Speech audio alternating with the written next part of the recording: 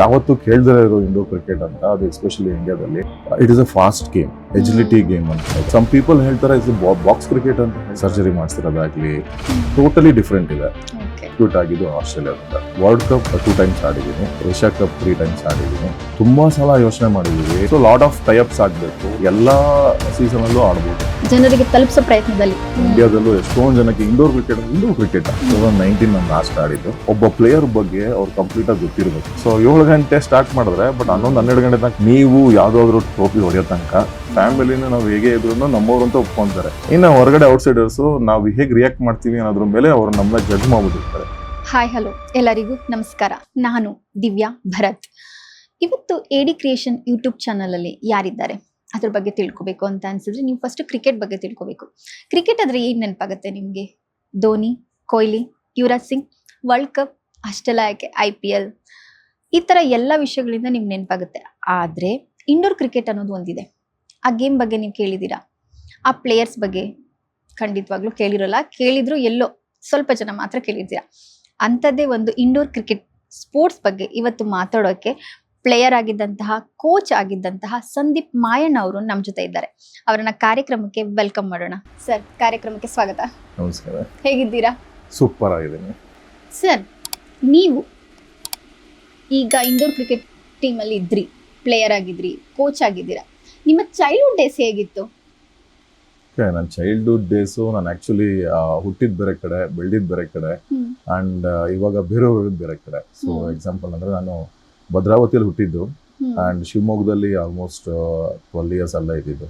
ಅದಾದ್ಮೇಲೆ ಬೆಂಗಳೂರಿಗೆ ಬಂದು ಮತ್ತೆ college days and cricket field ಹೋಗಿದ್ದು. ಸೊ ಎಲ್ಲ ಸ್ಟಾರ್ಟಿಂಗ್ ಫ್ರಮ್ ಬೆಂಗಳೂರಲ್ಲೇ ಆಗಿದ್ದು. ಅಂದ್ರೆ ನಿಮ್ಗೆ ಇಂಡೋರ್ ಕ್ರಿಕೆಟ್ಗೆ ಹೋಗಿ ಜಾಯಿನ್ ಆಗ್ಬೇಕು ಅಂತ ಯಾಕೆ ಅನಿಸ್ತು? ಬೇಸಿಕಲಿ ಕ್ರಿಕೆಟ್ ಅಂದರೆ ನಮಗೆ ತುಂಬ ಹುಚ್ಚು ಅನ್ನೋದ್ಕಿಂತ ನಿಮ್ಗೆ ಗೊತ್ತು ಇಂಡಿಯಾದಲ್ಲಿ ಎಷ್ಟು ಜನಕ್ಕೆ ಕ್ರಿಕೆಟ್ ಅಂತ ಒಂದಿದೆ ಅಂತ. ಸೊ ಇದರಲ್ಲಿ ನಾವು ತುಂಬ ಪ್ಯಾಷನೇಟ್ ಆಗಿ ಆಡ್ತಾ ಇದ್ದು ಗೇಮ್ ಅಂತ ಹೇಳಿದ್ರೆ ಕ್ರಿಕೆಟ್. ಕಾಲೇಜ್ ಡೇಸಲ್ಲಿ ಕಾಲೇಜ್ ಟೀಮಲ್ಲಾಗಲಿ, ಆಸ್ ಎ ಕ್ಯಾಪ್ಟನ್ ಕಾಲೇಜ್ ಟೀಮಲ್ಲಾಗಿ ಸೊ ಆಡ್ತಾ ಇದ್ವಿ. ಅದಾದ್ಮೇಲೆ ಡಿವಿಷನ್ ಲೀಗ್ ಮ್ಯಾಚಸ್ ಆಡಿದ್ವಿ. ಸೊ ಸರ್ಟನ್ ಥಿಂಗ್ಸ್ ಪರ್ಸ್ನಲ್ ಇದರಿಂದ ಅಲ್ಲಿಂದ ಸ್ಟಾಪ್ ಮಾಡ್ಬಿಟ್ವಿ ಅಲ್ಲಿಂದ. ಸೊ ಅದಾದ್ಮೇಲೆ ನಮ್ಮ ಒಳಗಡೆ ಇರೋ ಒಂದು ಇನ್ನರ್ ಫೀಲಿಂಗ್ ಇರುತ್ತಲ್ಲ, ಪ್ಯಾಷನೇಟ್ ಆಗಿ ಕ್ರಿಕೆಟ್ ಆಡಬೇಕು ಅಂತ. ಸೊ ಅವಾಗ ಆಪರ್ಚುನಿಟಿ ಸಿಗದಲ್ಲೇ ಇರೋ ಕಾರಣಕ್ಕೆ ಹಾಗೆ ಕಂಟಿನ್ಯೂ ಮಾಡ್ತಾ ಇರಬೇಕಾದ್ರೆ, ಅಂದರೆ ವರ್ಕ್ ಲೈಫ್ ಕಂಟಿನ್ಯೂ ಮಾಡಬೇಕಾದ್ರೆ ಒಂದು ಆಪ್ಷನ್ ಸಿಕ್ತು ಇಂಡೋರ್ ಕ್ರಿಕೆಟ್ ಅಂತ. ಸೊ ಯಾವತ್ತೂ ಕೇಳ್ದೇ ಇರೋ ಇಂಡೋರ್ ಕ್ರಿಕೆಟ್ ಅಂತ, ಅದು ಎಸ್ಪೆಷಲಿ ಇಂಡಿಯಾದಲ್ಲಿ ಲಾಂಚ್ ಆದಾಗ ಇಟ್ ಇಸ್ ಎಕ್ಸೈಟ್ಮೆಂಟ್ ಆಯಿತು. ಆ್ಯಂಡ್ ಹೋಗಿ ಆಡಿದ್ಮೇಲೆ ಓಕೆ ಈ ಗೇಮ್ ಆಡಬೇಕು ಅಂತ ಅನ್ನಿಸ್ತು.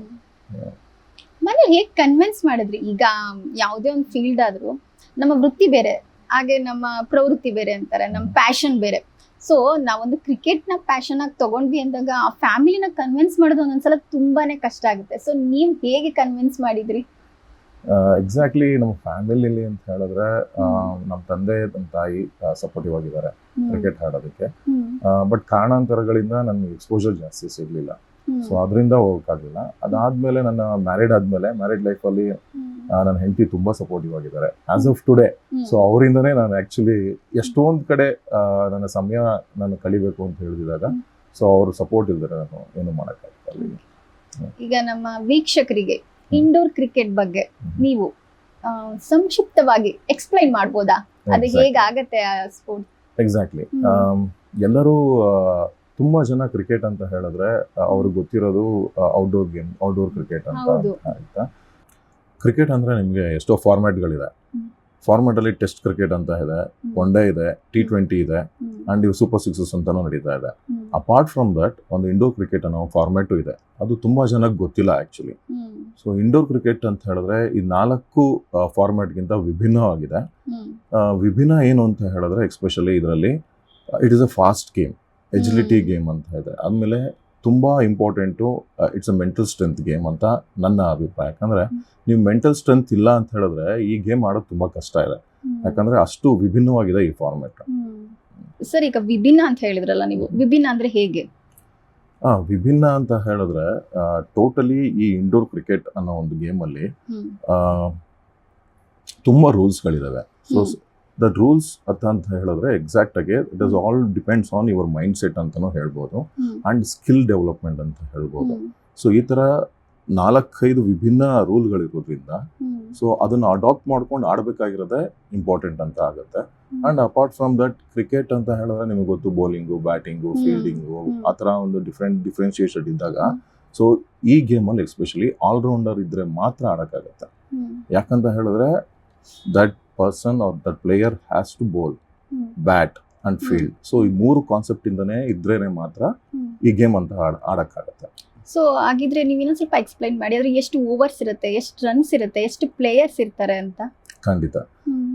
ಇಂಡೋರ್ ಕ್ರಿಕೆಟ್ ಅನ್ನೋ ಫಾರ್ಮ್ಯಾಟ್ ಅಲ್ಲಿ ನಮ್ಗೆ ಸ್ಕ್ವಾಡ್ ಅಂತ ಬಂದ್ರೆ, ಒಂದು ತಂಡ ಅಂತ ಬಂದ್ರೆ 12 ಜನ ತಂಡನ ನಾವು ಸೆಲೆಕ್ಟ್ ಮಾಡ್ಕೊಂತೀವಿ. ಬಟ್ ಅದರಲ್ಲಿ ಪ್ಲೇಯಿಂಗ್ ಮಾತ್ರ 8 ಜನ ಮಾತ್ರ ಆಡಕ್ಕಾಗತ್ತೆ. ಸೊ ಪ್ಲೇಯಿಂಗ್ 8 ಮಾತ್ರ ನಾವು ಆಡಿಸ್ಬೋದು. ಅಂಡ್ ಇದರಲ್ಲಿ ರೂಲ್ ಪ್ರಕಾರ ಅಂತ ಹೇಳಿದ್ರೆ ನಿಮ್ಗೆ it is A small cage. ಅಂದ್ರೆ ನಿಮ್ಗೆ ಹೇಳಿದ್ರೆ so it is 90 by 40 feet ಅಂತ ಇರುತ್ತೆ. 5 ಸೈಡ್ ನೆಟ್ಸ್ ಇರುತ್ತೆ. ಸೊ ಆ 5 side it's A tighten nets ಅಂತ ಹೇಳ್ಬೋದು. ನೀವು ಅದ್ರ ಮೇಲೆ ಬಿದ್ರೂ ಅದು ನಿಮ್ನ ಬೌನ್ಸ್ ಬ್ಯಾಕ್ ಮಾಡೋ ಆ ನೆಟ್ಸು. ಸೊ ಆ ಒಂದು ಕೇಜ್ ಅಲ್ಲಿ ಆಡ್ಬೋದು. ಆ ಕೇಜ್ ಅಲ್ಲೇ ಆಡೋದು ಆಕ್ಚುಲಿ ಇಂಡೋರ್ ಕ್ರಿಕೆಟ್ ಅಂತ ಹೇಳಿದ್ರೆ. ಸಮ್ ಪೀಪಲ್ ಹೇಳ್ತಾರೆ ಇಟ್ಸ್ ಬಾಕ್ಸ್ ಕ್ರಿಕೆಟ್ ಅಂತ ಹೇಳ್ತಾರೆ ನಾರ್ತ್ ಇಂಡಿಯಾ ಸೈಡ್ ಅಂತ.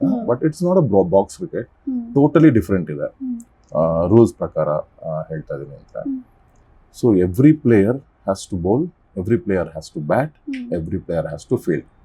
ಸೊ ಈ ತರ ಬಂದಾಗ ಒಬ್ಬ ಬೌಲರ್ 2 ಓವರ್ ಮಾಡಲೇಬೇಕು, ಕಂಪ್ಲೀಟ್ ಆಗಿ 2 ಓವರ್ ಮಾಡಬೇಕು. ಅಂಡ್ ಬ್ಯಾಟ್ಸ್ಮನ್ ಅಂತ ಬಂದಾಗ 4 ಓವರ್ಸ್ ಕಂಪ್ಲೀಟ್ ಆಗಿ ಆಡಬೇಕು. ಸೊ ಈ ಓವರ್ಸ್ ಅಂತ ಕೇಳಿದ್ರೆ ನೀವು ಸೊ 16 ಓವರ್ಸ್ ಫಾರ್ಮ್ಯಾಟ್ ಇರುತ್ತೆ. ಇನ್ನು ರೂಲ್ ಪ್ರಕಾರ ಹೋಗ್ಬೇಕು ಅಂತ ಹೇಳಿದ್ರೆ ನಿಮ್ಗೆ ಈ ಒಂದು ಇಂಡೋರ್ ಕ್ರಿಕೆಟ್ ಫಾರ್ಮ್ಯಾಟ್ ಅಲ್ಲಿ ಸಮ್ ಬೋನಸ್ ರನ್ಸ್ ಅಂತ ಇರುತ್ತೆ.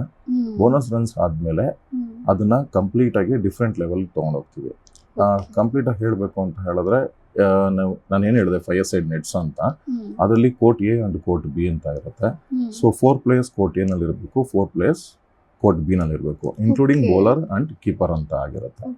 ಸೊ ಅಂಡ್ ಸೈಡ್ ನೆಟ್ಸ್ ಏನಿರುತ್ತೆ, ಸೈಡ್ ಕಾರ್ನರ್ ನೆಟ್ಸ್ ಏನಂತ ಇರುತ್ತೆ, ಅದಕ್ಕೆಲ್ಲ ಸಮ್ ಬೋನಸ್ ರನ್ಸ್ ಇರುತ್ತೆ. ಸೊ ಡೈರೆಕ್ಟ್ ಆಗಿ ಹೋಗಿ ಟಚ್ ಆದ್ರೆ ಸಮ್ ನೆಟ್ಸ್ಗೆ 1 ರನ್ ಅಂತ ಇರುತ್ತೆ. ಅದಕ್ಕಿಂತ ಇನ್ನೊಂದು ಸ್ವಲ್ಪ ಪಾರ್ಟ್ ಬಿ ಬಂದು ಟಚ್ ಆದ್ರೆ 2 ರನ್ಸ್ ಅಂತ ಇರುತ್ತೆ. ಆಮೇಲೆ ಪಾರ್ಟ್ ಬ್ಯಾಕ್ ನೆಟ್ ಅಂತ ಇರುತ್ತೆ. ಬ್ಯಾಕ್ ನೆಟ್ಗೆ ಗ್ರೌಂಡ್ ಶಾಟ್ ಹೋದ್ರೆ 4 ರನ್ಸ್ ಅಂತ ಇರುತ್ತೆ, ಫುಲ್ ಹೋದ್ರೆ 6 ರನ್ಸ್ ಅಂತ ಇರುತ್ತೆ. ಸೊ ಬಟ್ ಫನ್ ಪಾರ್ಟ್ ಏನು ಅಂತ ಹೇಳಿದ್ರೆ it's not only fun, it's a difficult part also some way. ಅದೇನಿದೆ ಅಂತ ಹೇಳಿದ್ರೆ ನಿಮ್ಗೆ ಇದಿಷ್ಟೆಲ್ಲ ಬೋನಸ್ ರನ್ ತಗೋಬೇಕಂದ್ರೆ ಒಂದು ಫಿಸಿಕಲ್ ರನ್ ಕಂಪ್ಲೀಟ್ ಮಾಡ್ಕೊಳ್ಳೇಬೇಕು. ಒಂದು ಫಿಸಿಕಲ್ ರನ್ ಹೋಗಿಲ್ಲ ಅಂತ ಹೇಳಿದ್ರೆ ನಿಮ್ಗೆ ಆ ಬೋನಸ್ ರನ್ ಕೌಂಟ್ ಆಗಲ್ಲ. ಲೈಕ್ ಎಕ್ಸಾಂಪಲ್ 1+1, 2+1, 4+1, 6+1 ಅಂತ ಈ ತರ ಆಡ್ ಆಗ್ತಾ ಹೋಗುತ್ತೆ. ಸೊ ಇಲ್ಲ ಅಂತ ಹೇಳಿದ್ರೆ ನಿಮ್ಗೆ ರನ್ ಕೌಂಟ್ ಆಗೋದಿಲ್ಲ. ಈಗ ನೀವ್ ಹೇಳಿದ್ರಿ ಅಂದ್ರೆ ಇಂಡೋರ್ ಕ್ರಿಕೆಟ್ ಅಲ್ಲಿ ಬ್ಯಾಟಿಂಗ್ ಇರ್ಬೇಕು, ಬೌಲರ್ ಆಗಿರ್ಬೇಕು, ಫೀಲ್ಡಿಂಗ್ ಮಾಡ್ಬೇಕು, ಆಲ್ರೌಂಡರ್ ಆಗಿರ್ಬೇಕು. ಸೊ ಸೆಲೆಕ್ಷನ್ ಹೇಗ್ ನಡೆಯುತ್ತೆ ನಿಮ್ದು ಟೀಮ್ಗೆ ಇವಾಗ? ಕಂಪ್ಲೀಟ್ ಆಗಿ ಸೆಲೆಕ್ಷನ್ ಅಂತ ಹೇಳಿದ್ರೆ ನ್ಯಾಷನಲ್ ಲೆವೆಲ್ ಸೆಲೆಕ್ಷನ್ ಅಂತ ಹೇಳಿದಾಗ ನಾವು ಸರ್ಟನ್ ಸೆಲೆಕ್ಷನ್ ಟ್ರಯಲ್ಸ್ ನ ನಾವು ಕಂಡಕ್ಟ್ ಮಾಡ್ತೀವಿ. ಸೊ ಆಸ್ ಎ ಫೆಡರೇಷನ್ ಅಂತಿದೆ, IASF ಅಂತ ಒಂದು ಫೆಡರೇಷನ್ ಇದೆ. ಆ ಫೆಡರೇಷನ್ ಇಂದ ವಿ ವಿಲ್ ಕಂಡಕ್ಟ್ ಒಂದು ನ್ಯಾಷನಲ್ ಲೆವೆಲ್ ಟ್ರಯಲ್ಸ್. ಆ ಟ್ರಯಲ್ಸ್ ಅಲ್ಲಿ ಎಷ್ಟೋ ಪ್ಲೇಯರ್ಸು ಎಲ್ಲ ಸ್ಟೇಟ್ಗಳಿಂದ ಬರ್ತಾರೆ. ಸೊ ಸ್ಟೇಟ್ಗಳಿಂದ ಬಂದಾದ್ಮೇಲೆ ಅಲ್ಲಿ ನಾವು 1 by 1 ನಾವು ಸ್ಕ್ರೂಟಿನಿ ಮಾಡ್ತೀವಿ. So based on their skills, so ಅವ್ರ ಎಜಿಲಿಟಿ ಅಂಡ್ ಅವ್ರ stamina also very important. So ಅದೆಲ್ಲ ನೋಡಿ ಕನ್ಸಿಡರ್ ಮಾಡಿ ನಾವು we will select as a ಪ್ಲೇಯರ್ನ ಒಂದು ಫಾರ್ಮ್ಯಾಟ್ ಒಂದು ಟೂರ್ನಮೆಂಟ್ ಸೆಲೆಕ್ಟ್ ಮಾಡ್ತೀವಿ. ನಾವು ಕ್ರಿಕೆಟ್ ಅಂತ ತಗೊಂಡಾಗ ನಮ್ಗೆ ಅದೇ ನೀವು ಹೇಳ್ದಾಗೆ ಟೆಸ್ಟ್ ಮ್ಯಾಚ್ 20 ಎಲ್ಲ ಗೊತ್ತಾಗ್ತಿರುತ್ತೆ. ಈಗ ನಿಮ್ಮ ಇಂಡೋರ್ ಕ್ರಿಕೆಟ್ ಮ್ಯಾಚ್ ಆಡುವಾಗ ಸೊ ಯಾವ್ಯಾವ ಫಾರ್ಮ್ಯಾಟ್ ಅಲ್ಲಿ ಆಡ್ತಾ ಇರ್ತೀರಾ, ಮತ್ತೆ ಯಾವ್ಯಾವ ಮ್ಯಾಚಸ್ ನಡೀತಾ ಇರುತ್ತೆ ಇದು? ಇದು ನಿಮಗೆ ಬೇಸಿಕಲಿ ಇಂಡೋರ್ ಕ್ರಿಕೆಟ್ ಫಾರ್ಮ್ಯಾಟ್ ಅಂತ ಇದು ಎಕ್ಸಿಕ್ಯೂಟ್ ಆಗಿದ್ದು ಆಸ್ಟ್ರೇಲಿಯಾದಿಂದ. ಸೊ ಆಸ್ಟ್ರೇಲಿಯಾದವರೇ ಇದನ್ನ ಲಾಂಚ್ ಮಾಡಿದ್ದು ಎಸ್ಪೆಷಲಿ. ಸೊ ಇವರು ಆಕ್ಚುಲಿ WICF ಅಂತ ಒಂದು ಫೆಡರೇಷನ್ ಇರೋದ್ರಿಂದ ಆ ಫೆಡರೇಷನ್ ಅಲ್ಲಿ ಏನೇನ್ ಇಂಟರ್ನ್ಯಾಷನಲ್ ಲೆವೆಲ್ ಮ್ಯಾಚಸ್ ಶೆಡ್ಯೂಲ್ ಮಾಡ್ತಾರೋ, ಲೈಕ್ ಎಕ್ಸಾಂಪಲ್ ನಿಮಗೆ ವರ್ಲ್ಡ್ ಕಪ್ ಅನ್ನೋದು 3 years once ನಡೆಯುತ್ತೆ. ಸೊ ಎವ್ರಿ ಇಯರ್ ನಿಮಗೆ ಏಷ್ಯಾ ಕಪ್ ನಡೆಯುತ್ತೆ. ಸೊ ಏಷ್ಯಾದಲ್ಲಿ ಏಷ್ಯಾ ಕಂಟ್ರೀಸ್ ಪಾಲ್ಗೊಳ್ಳುತ್ತೆ. ಈ ತರ ಒಂದು ಶೆಡ್ಯೂಲ್ಡ್ ಕ್ಯಾಲೆಂಡರ್ ಇರೋದ್ರಿಂದ ಅದು ಎವ್ರಿ ಇಯರ್ ಕಂಡಕ್ಟ್ ಆಗ್ತಾ ಇರುತ್ತೆ. ಸೊ ಅದಾದ್ಮೇಲೆ ನಾಟ್ ಓನ್ಲಿ ಓಪನ್ ಮೆನ್ಸ್ಗೆ ಅಂತ ಏನಿಲ್ಲ. ಸೊ ಈ ಇಂಡೋರ್ ಕ್ರಿಕೆಟ್ ಫಾರ್ಮ್ಯಾಟ್ ಅಲ್ಲಿ ನಿಮ್ಗೆ ಏಜ್ ಕ್ರೈಟೀರಿಯಾನು ಇದೆ. So Okay. If you seniors ಅಂತ ಹೇಳಿದ ತಕ್ಷಣ ನೀವು ಸ್ಟಾಪ್ ಮಾಡಬೇಕು ಅಂತ ಏನಿಲ್ಲ ಗೇಮ್ನ. ಸೊ ಅದನ್ನ ಕಂಟಿನ್ಯೂನು ಕೂಡ ಮಾಡ್ಬೋದು. ಲೈಕ್ ಓವರ್ 35, ಓವರ್ 40, ಓವರ್ 45 ಈ ತರ ಕ್ಯಾಟಗರೀಸು ಅಪ್ ಟು 55 ಇಯರ್ಸ್ ತನಕನೂ ಆಡ್ಬೋದು ಅನ್ನೋ ಒಂದು ಕ್ಯಾಟಗರೈಸೇಷನ್ ಅಲ್ಲಿ ಈ ಒಂದು ಫಾರ್ಮ್ಯಾಟ್ ಇದೆ. ಓಕೆ. ಈಗ ನೀವು ಈ ಇಂಡೋರ್ ಕ್ರಿಕೆಟ್ಗೆ ಜಾಯಿನ್ ಆದ್ಮೇಲೆ ನೀವು ಆಡಿದಂತ ಮ್ಯಾಚಸ್ಗಳು ಯಾವ್ಯಾವ್ದು ಅಂತ ಹೇಳಿ. ಸೊ ನಾನು ವರ್ಲ್ಡ್ ಕಪ್ ಟೂ ಟೈಮ್ಸ್ ಆಡಿದ್ದೀನಿ. ಅದಾದ್ಮೇಲೆ ಏಷ್ಯಾ ಕಪ್ 3 ಟೈಮ್ಸ್ ಆಡಿದ್ದೀನಿ. ಅಂಡ್ ಅದಾದ್ಮೇಲೆ ಬೈಲಾಟಿಕಲ್ ಸೀರೀಸ್ ಅಂತ ನಡೀತಾ ಇರುತ್ತೆ, ಆ ಸೀರೀಸ್ ಒಂದು 3-4 ಆಡಿದ್ದೀನಿ.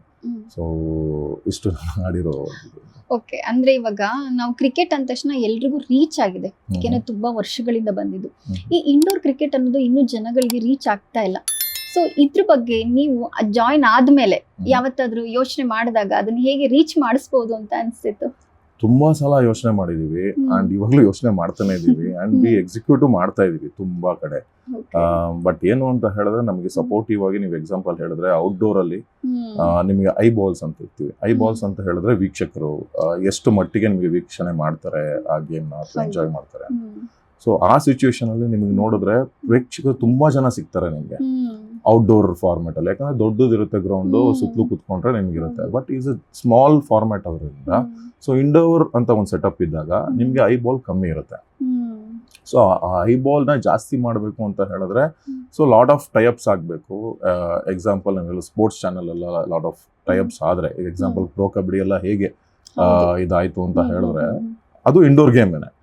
ಬಟ್ ಹೇಗೆ ಡೆವಲಪ್ ಆಯ್ತು? ಸೊ ಇಟ್ಸ್ ಎ ಟೋಟಲಿ ಒಂದು ಡಿಫ್ರೆಂಟ್ ಫಾರ್ಮ್ಯಾಟ್ ನ ತಂದು ಸ್ಪೋರ್ಟ್ಸ್ ಚಾನೆಲ್ಸ್ ಗಳು ಹೇಗೆ ಮುಂದುವರಿಸಿದ್ರೆ ಆ ತರ ಮುಂದುವರಿಸಿದ್ರೆ ಐ ಬಾಲ್ಗಳು ಜಾಸ್ತಿ ಆಗುತ್ತೆ ಅಂತ ನನ್ನ ಅನಿಸಿಕೆ. ಇವಾಗ IPL ಮ್ಯಾಚಸ್ ಬರ್ತಾ ಇರುತ್ತೆ ಅಲ್ವಾ, ಅದೇ ತರ ನಿಮ್ಗೆ ಇಂಡೋರ್ ಕ್ರಿಕೆಟ್ಗೆ ಕೂಡ ಆ ರೀತಿಯಾದ ಯಾವ್ದಾದ್ರು ಒಂದು ಮ್ಯಾಚಸ್ ನ ಆರ್ಗನೈಸ್ ಮಾಡಿಸ್ಬೇಕು, ನಿಮ್ಮಲ್ಲೂ ಕೂಡ ಆತರ ಆಡಿಸ್ಬೇಕಂತ ಅನ್ಸಿತ್ತಾ? ಖಂಡಿತ ಅನ್ಸಿದೆ. ತುಂಬಾ ಸಾರಿ ಪ್ರಯತ್ನನೂ ಪಟ್ಟಿದೀವಿ. ಇಲ್ಲಿ ಲ್ಯಾಕ್ ಏನಾಗ್ತಿದೆ ಅಂತ ಹೇಳಿದ್ರೆ, again coming to the point ಅಂತ ಹೇಳಿದಾಗ ಐ ಬಾಲ್ ಅಂತ ಬರುತ್ತೆ. ಸೊ ಸ್ಪಾನ್ಸರ್ಶಿಪ್ ಅಂತ ನಾವೇನೋ ಅಪ್ರೋಚ್ ಮಾಡಕ್ ಹೋದಾಗ, ಯಾರೇ ಒಬ್ರು ಸ್ಪಾನ್ಸರ್ಶಿಪ್ ಮ್ಯಾಚ್ ಹೋದಾಗ ಅವ್ರಿಗೇನು ಈ ಒಂದು ಅಡ್ವರ್ಟೈಸಿಂಗ್ ಏನೋ ಅಂತ ಏನೇ ಮಾಡಿದ್ರು ಎಷ್ಟು ಮಟ್ಟಿಗೆ ರೀಚ್ ಆಗುತ್ತೆ ಅನ್ನೋದು ಇಂಪಾರ್ಟೆಂಟ್ ಆಗುತ್ತೆ. ಸೊ ಅವಾಗ ನಮ್ದು ಅವ್ರ ವ್ಯೂಸ್ ಎಲ್ಲ ಕಮ್ಮಿ ಆಗ್ಬಿಟ್ರೆ ಯಾರು ಸ್ಪಾನ್ಸರ್ಶಿಪ್ ಬರಲ್ಲ. ಎಲ್ಲೋ ಕ್ರಿಕೆಟ್ ಪ್ಯಾಷನ್ ಆಗಿರೋರು ಅವ್ರು ಬರ್ತಾರೆ, ಸ್ಪಾನ್ಸರ್ಶಿಪ್ ಮಾಡ್ತಾರೆ, ಅದು ಕಂಟಿನ್ಯೂ ಆಗುತ್ತೆ. ಸೊ ಆಸ್ ಆಫ್ ನೋ ಇವಾಗ್ಲೂ ಅಷ್ಟೇನೆ. So small amount of sponsorship ಸಿಗ್ತಾ ಇದೆ. ಸ್ವಲ್ಪ ಸ್ಪಾನ್ಸರ್ಶಿಪ್ ಜಾಸ್ತಿ ಸಿಗ್ತಾ ಹೋದ್ರೆ ಇದು ಜಾಸ್ತಿ ಬೆಳೀತಾ ಹೋಗುತ್ತೆ ಅಂತ ಅನ್ಸುತ್ತೆ. ಅದೆಲ್ಲದಕ್ಕಿಂತ ವೆರಿ ಇಂಪಾರ್ಟೆಂಟ್ ನಾವು ನೋಡಿರೋ ಒಂದು ಡ್ರಾಬ್ಯಾಕ್ ಅಂತ ಹೇಳಿದ್ರೆ, ಇಲ್ಲಿ ಆಲ್ಮೋಸ್ಟ್ ಇಂಡಿಯಾದಲ್ಲಿ ಅಷ್ಟೊಂದು ಇಂಡೋರ್ ಸೆಟಪ್ ಅನ್ನೋ ಒಂದು ಕ್ರಿಕೆಟ್ ಸ್ಟೇಡಿಯಂ ಇಲ್ಲ. ಓಕೆ. ಸೊ 1 or 2 ಏನೋ ಇದೆ ಲಾಂಚ್ ಅದು ಒಂದು ಸ್ವಲ್ಪ ಕಮ್ಮಿ ಇರುತ್ತೆ. ಮತ್ತೆ ಇನ್ನೊಂದು ಲಾಂಚ್ ಆಗಿದೆ ಈಗಿನ ಸ್ಪೋರ್ಟ್ಸ್ ಅಂತ. ಅದಕ್ಕಿಂತ ಮುಂಚೆ ಎಕ್ಸಲರೇಟ್ ಅಂತ ಇತ್ತು, ಅದಕ್ಕಿಂತ ಮುಂಚೆ ಆಕ್ಷನ್ ಸ್ಪೋರ್ಟ್ಸ್ ಅಂತ ಇತ್ತು. ಸೊ ಈ ತರ ಸ್ಟೆಪ್ ಬೈ ಸ್ಟೆಪ್ ಇದೆ. ಬಟ್ ಒಂದೊಂದಾಗಿ ಆಗ್ತಾ ಇದೆ. ಆಲ್ ಓವರ್ ನಿಮ್ಗೆ ಇಂಡಿಯಾದಲ್ಲಿ ಬೆಳವಣಿಗೆ ಅಷ್ಟು ಒಂದ್ 4-5 ಕೋರ್ಟ್ಗಳು ಸಿಗ್ಬೋದು ಅಷ್ಟೇ, 4-5 ಸ್ಟೇಡಿಯಂಗಳು ಸಿಗ್ಬೋದು. ಅದರಲ್ಲಿ 2 ಇಲ್ಲ 3 ಕೋರ್ಟ್ಗಳು ಸಿಗುತ್ತೆ. ಸೊ ಆ ಒಂದು ಲ್ಯಾಕ್ ಆಫ್ ಕೋರ್ಟ್ ಇರೋದ್ರಿಂದನೂ ನಿಮ್ಗೆ ಇದು ವಿಸಿಬಿಲಿಟಿ ಕಮ್ಮಿ ಆಗ್ತಿದೆ ಅಂತ ಅನ್ಕೊಂತೀನಿ. ಮತ್ತೆ ಇವಾಗ ನೀವು ಹೇಳಿದ್ರಿ ನಾನು ಅಷ್ಟು ಮ್ಯಾಚ್ ಆಡ್ತಾ ಇದ್ದೆ ಅಂತ ಹೇಳಿ, ನಿಮ್ಗೆ ಬೆಸ್ಟ್ ಮ್ಯಾಚ್ ಆಡಿದ್ದು ಯಾವ್ದಾದ್ರು, ಬೆಸ್ಟ್ ಮ್ಯಾಚ್ ಅಂತ ಅನ್ಸಿದ್ದು? ನನಗೆ ಬೆಸ್ಟ್ ಮ್ಯಾಚ್ ಅಂತ ಅನ್ಸಿದ್ದು ತುಂಬಾ ಇದೆ. ಅದರಲ್ಲಿ 2019 ನಾನು ಒಂದು ವರ್ಲ್ಡ್ ಕಪ್ ಸೌತ್ ಆಫ್ರಿಕಾದಲ್ಲಿ ಆಡಿದ್ದು. ಅದು ತುಂಬಾ ಅಮೇಝಿಂಗ್ ಆಗಿತ್ತು. ನಾವು ಸೆಮಿಫೈನಲ್ಗೆ ಅಂತ ರೀಚ್ ಔಟ್ ಆಗ್ಬೇಕಾಗಿತ್ತು, ಮಿಸ್ ಆಯ್ತು. ಬಟ್ ಮಿಸ್ ಆದ್ರೂ ತುಂಬಾ ಅದ್ಭುತವಾಗಿತ್ತು ಆ ಒಂದು ಗೇಮ್ ಫಾರ್ಮ್ಯಾಟ್ ಅಲ್ಲಿ. ನಿಮ್ಗೆ ಕಂಪ್ಲೀಟ್ ಆಗಿ ನಾನು ರೂಲ್ಸ್ ಹೇಳಿಲ್ಲ, ಬಟ್ ಆ ರೂಲ್ಸ್ ಹೋಗ್ತಾ ಹೋಗ್ತಾ ನೀವು ಏನಾದ್ರು ಫುಲ್ ಕಂಪ್ಲೀಟ್ ಆಗಿ ತಿಳ್ಕೊಂಡ್ರೆ ಆ rules, it's a different format game ನೀವು ಎಕ್ಸ್ಪೀರಿಯನ್ಸ್ ಮಾಡ್ತೀರಾ ಅಂತ ಹೇಳ್ಬೋದು. ಯಾರೇ ಆಗ್ಲಿ ಕ್ರಿಕೆಟರ್ ಅಂತ ಹೇಳಿದಾಗ ಬರೀ ಒನ್ ಸೈಡೆಡ್ ಬ್ಯಾಟಿಂಗ್ ಆಗ್ಲಿ ಅಥವಾ ಒನ್ ಸೈಡೆಡ್ ಬೌಲಿಂಗ್ ಆಗ್ಲಿ ಅನ್ನೋದಕ್ಕಿಂತ ನಾನು ಆಲ್ರೌಂಡರ್ ಆಗಿದ್ದೀನಿ ಅನ್ನೋದು ಇಟ್ಸ್ ಅ ಡಿಫ್ರೆಂಟ್ ಲೆವೆಲ್ಗೆ ತಗೊಂಡೋಗುತ್ತೆ.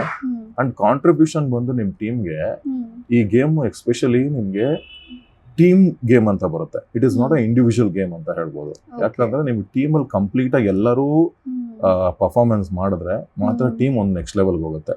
ಅದರ್ವೈಸ್ ಅದ್ರಲ್ಲಿ ಏನಾದ್ರು ಒಬ್ಬ ಸ್ವಲ್ಪ ಲಿಂಕ್ ಇದಾದ್ರೂ ಅದನ್ನ ಕ್ಯಾರಿ ಮಾಡೋದು ಹೆಂಗೆ ಅಂತ ಆಸ್ ಅ ಟೀಮ್ ಆಗಿ ಗೊತ್ತಾಗುತ್ತೆ. ಇಲ್ಲ ಟೀಮ್ ಹೇಗೆ ಡೌನ್ ಹೋಗುತ್ತೆ ಅನ್ನೋದು ವಿಸಿಬಿಲಿಟಿ ಆಗಿ ಗೊತ್ತಾಗುತ್ತೆ. ಸೊ ಅದರಿಂದ ಇಲ್ಲಿ ಇಂಡಿವಿಜುವಲ್ ಗೇಮ್ ಅನ್ನೋದಕ್ಕಿಂತ ಟೀಮ್ ಗೇಮ್ ಅಂತ ಹೇಳ್ಬೋದು ಈ ಗೇಮ್ ನ. ಓಕೆ, ಹಂಗಿದ್ರೆ ಡ್ರೆಸ್ಸಿಂಗ್ ರೂಮ್ ಕಾನ್ಸೆಪ್ಟ್ ಇದೆಯಾ ನಿಮ್ಮಲ್ಲೂ? ಡ್ರೆಸ್ಸಿಂಗ್ ರೂಮ್ ಫನ್ ಎಲ್ಲ ಡ್ರೆಸ್ಸಿಂಗ್ ರೂಮು ಇದೆ, ಫನ್ ಎಲ್ಲ ಇದೆ, but most of the cases ನಾವು ಎಂಜಾಯ್ ಮಾಡ್ತೀವಿ ಗೇಮ್ನ, ಎಂಜಾಯ್ ಮಾಡ್ತೀವಿ. ಹಾಗೆ ಅಷ್ಟು ನಮ್ಮ ಕ್ಲಾಶಸ್ ನಡೆಯುತ್ತೆ. ಯಾಕಂತ ಹೇಳಿದ್ರೆ ನಾನು ಹೇಳ್ದಂಗೆ ಇಂಡಿವಿಜುವಲ್ ಗೇಮ್ ಅಂತ ಹೇಳಿದಾಗ ಒಬ್ರು ಫೋಕಸ್ ಅಲ್ಲೇ ಕ್ಲೀನ್ ಆಗಿ ಕಾಣಿಸ್ತೀವಿ. ಸೊ ಯಾರು ಮುಚ್ಚಾಕಕ್ಕಾಗಲ್ಲ ಅಲ್ಲಿ, ಅಪ್ ಫ್ರಂಟ್ ಅಲ್ಲಿ ಗೊತ್ತಾಗತ್ತೆ ನಮ್ಗೆ. ಸೊ ಅದನ್ನ ನಾವು ಹೇಗೆ ಕ್ಯಾರಿ ಮಾಡಬೇಕು ಅನ್ನೋದೇ ನಾವು ಡ್ರೆಸ್ಸಿಂಗ್ ರೂಮ್ ಅಲ್ಲಿ ಮೇನ್ ವೆರಿ ಇಂಪಾರ್ಟೆಂಟ್. ಯಾಕಂದ್ರೆ ನಾವು ಹೇಗೆ ಬ್ಯಾಕಪ್ ಮಾಡ್ತೀವಿ ಒಬ್ಬ ಪ್ಲೇಯರ್ನ ಅನ್ನೋದು ತುಂಬಾ ಇಂಪಾರ್ಟೆಂಟ್ ಆಗುತ್ತೆ. ಡ್ರೆಸ್ಸಿಂಗ್ ರೂಮ್ ಅಲ್ಲಿ ಫನ್ನು ಇರುತ್ತೆ, ಸೀರಿಯಸ್ನೆಸ್ ಇರುತ್ತೆ, but most of the cases seriousness ಇರುತ್ತೆ ಗೇಮ್ ಅನ್ನೋ ಒಂದು ಡ್ರೆಸ್ಸಿಂಗ್ ರೂಮ್ ಬಂದಾಗ. ಅದರಿಂದ ಹೊರಗಡೆ ಬಂದಾಗ ಫನ್ ಇರುತ್ತೆ. ನಿಮ್ಮ ಈ ಇಂಡೋರ್ ಕ್ರಿಕೆಟ್ ಅಲ್ಲಿ ಸ್ಟ್ರೆಸ್ ಎಷ್ಟು ಮ್ಯಾಟರ್ ಆಗತ್ತೆ? ಅಂದ್ರೆ ಈಗ ನಾವು ಕೊಹ್ಲಿ, ಧೋನಿ ಅಥವಾ ಬೇರೆ ಯಾರನ್ನೇ ತಗೊಂಡ್ರು, ಅವರೆಲ್ಲ ಫೋಕಸ್ಡ್ ಆಗಿ ಕ್ರಿಕೆಟ್ ಮಾತ್ರ ಆಡ್ತಿರ್ತಾರೆ. ಬಟ್ ನೀವ್ ಹಾಗಲ್ಲ, ನಿಮ್ಮ ವೃತ್ತಿ ಜೀವನನ ನೋಡ್ಬೇಕು, ನಿಮ್ಮ ಪ್ಯಾಷನ್ ನ ನೋಡ್ಬೇಕಾಗಿರುತ್ತೆ. ಸೊ ಇನ್ ಬಿಟ್ವೀನ್ ಅಲ್ಲಿ ನಿಮ್ಗೆ ಯಾವತ್ತು ಸ್ಟ್ರೆಸ್ ಆಗಿದ್ದು ನಿಮ್ಮ ಪ್ಲೇಯರ್ಸ್ ಜೊತೆ ಅಥವಾ ನಿಮ್ಗೆ ಆದಾಗ ಆ ಎಕ್ಸ್ಪೀರಿಯನ್ಸ್ ಹೇಗಿರುತ್ತೆ? ಖಂಡಿತ ಆಗುತ್ತೆ. ಯಾಕಂತ ಹೇಳಿದ್ರೆ ಈ ಒಂದು ಫಾರ್ಮೆಟ್ ನಾನು ಹೇಳ್ದಂಗೆ ಸ್ಪಾನ್ಸರ್ಶಿಪ್ ಇಲ್ಲ ಅಂದಾಗ ನಿಮ್ಗೇನು ರೆಮ್ಯುನರೇಷನ್ ಆಗ್ಲಿ ಅಥವಾ ಏನೋ ಒಂದು ನಿಮ್ಗೆ ಸಿಗ್ತಾ ಇರಲ್ಲ. ಸೊ ನೀವೇನ್ ಮಾಡ್ತೀರಾ ಅವಾಗ? ನಿಮ್ಮ ಜೀವನ ಉಪಯೋಗಕ್ಕೆ ಏನಾದ್ರು ಬೇಕು ಅಂದಾಗ ನೀವು ಕೆಲ್ಸಕ್ಕೂ ಹೋಗ್ಬೇಕು. ಅದಾದ್ಮೇಲೆ ಪ್ಯಾಷನ್ ಅಂತ ಬಂದಾಗ ನೀವು ಕ್ರಿಕೆಟು ಆಡಬೇಕು. ಸೊ ಎರಡ್ ಕಡೆನೂ ಬ್ಯಾಲೆನ್ಸ್ ಮಾಡೋದು ತುಂಬಾ ಇಂಪಾರ್ಟೆಂಟ್ ಆಗುತ್ತೆ. ಈ ಗೇಮ್ ಎಸ್ಪೆಷಲಿ ನಾನು ಹೇಳೋ ಪ್ರಕಾರ ಈ ಇಂಡೋರ್ ಗೇಮ್ ಅನ್ನೋದು ಏನಾದ್ರು ಕಲ್ತಿ ನಾವು ಆಡ್ತಾ ಇದೀವಿ ಅಂತ ಒಂದು ಇಂಟರ್ನ್ಯಾಷನಲ್ ಲೆವೆಲ್ ಅಲ್ಲಿ ಅಂದ್ರೆ ಈ ಗೇಮೇ ನಮ್ಗೆ ಎಲ್ಲಾನು ಕಲ್ಸ್ಕೊಡತ್ತೆ. ಸೊ ಜೀವನದಲ್ಲಿ ಹೇಗಿರ್ಬೇಕು, ಹೇಗೆ ಬ್ಯಾಲೆನ್ಸ್ ಮಾಡಬೇಕು, ಸೊ ಇದೆಲ್ಲ ಕಂಪ್ಲೀಟ್ ಆಗಿ ನಿಮಗೆ ಕಲ್ಸ್ಕೊಡತ್ತೆ. ಸೊ ಈ ಒಂದು ಎಸ್ಪೆಷಲಿ ಈ ಗೇಮ್ ಅಲ್ಲಿ ಆ ಸ್ಟ್ರೆಸ್ ಇಂದ ಹೊರಗೆ ಬರೋಕೆ ಏನ್ ಮಾಡ್ತೀರಾ ನೀವು ಪ್ಲೇಯರ್ಸ್ ಎಲ್ಲ? ಸ್ಟ್ರೆಸ್ ಇಂದ ಹೊರಗಡೆ ಬರೋಕೆ ಅಂತ ಹೇಳಿದ್ರೆ ನಾವು ಸ್ಟ್ರೆಸ್ ಅನ್ನೋದು ಏನಕ್ಕೆ ಬರುತ್ತೆ ಅಂತ ಹೇಳಿದ್ರೆ, ನಾನು ಹೇಳಿದ್ನಲ್ಲ ನಿಮಗೆ, ಎಲ್ಲರೂ ಪರ್ಫಾರ್ಮೆನ್ಸ್ ಮಾಡಲೇಬೇಕು ಕಂಪ್ಲೀಟ್ ಆಗಿ ಅನ್ನೋ ಒಂದು ಇರುತ್ತೆ, ಒಂದು ಟೀಮ್ ಜವಾಬ್ದಾರಿ ಇರುತ್ತೆ. ಅಂಡ್ ನಾವು ಯಾರಿಗೆ ರೆಪ್ರೆಸೆಂಟ್ ಮಾಡ್ತಾ ಇದೀವಿ ಅನ್ನೋದು ಮೋಸ್ಟ್ ಇಂಪಾರ್ಟೆಂಟ್ ಆಗುತ್ತೆ. ನೀವು ಮೇ ಬಿ ಕ್ಲಬ್ಬಲ್ಲೂ ಮಾಡ್ತಾ ಇದ್ದೀರಾ ಅಥವಾ ಡಿಫ್ರೆಂಟ್ ಇಂಟರ್ನ್ಯಾಷನಲ್ ಲೆವೆಲಲ್ಲಿ ಸ್ಟೇಟಿಗೆ ಮಾಡ್ತಾ ಇದ್ದೀರಾ ಅಥವಾ ಕಂಟ್ರಿಗೆ ಮಾಡ್ತಾ ಇದ್ದೀರಾ, ಯಾವುದಕ್ಕೆ ಮಾಡಿದ್ರು ನಿಮ್ಮ ಒಂದು ರೆಸ್ಪಾನ್ಸಿಬಿಲಿಟಿ ಹಾಗೆ ಇರುತ್ತೆ. ಸೊ ಅದನ್ನ ಕ್ಯಾರಿ ಮಾಡಬೇಕಾದ್ರೆ ಏನೋ ಗೇಮಲ್ಲಿ ವ್ಯತ್ಯಾಸ ಅಂತ ಕಂಡಾಗ ತುಂಬ ಲಾಡ್ ಆಫ್ ಸ್ಟ್ರೆಸ್ಗೆ ಹೋಗ್ತೀವಿ.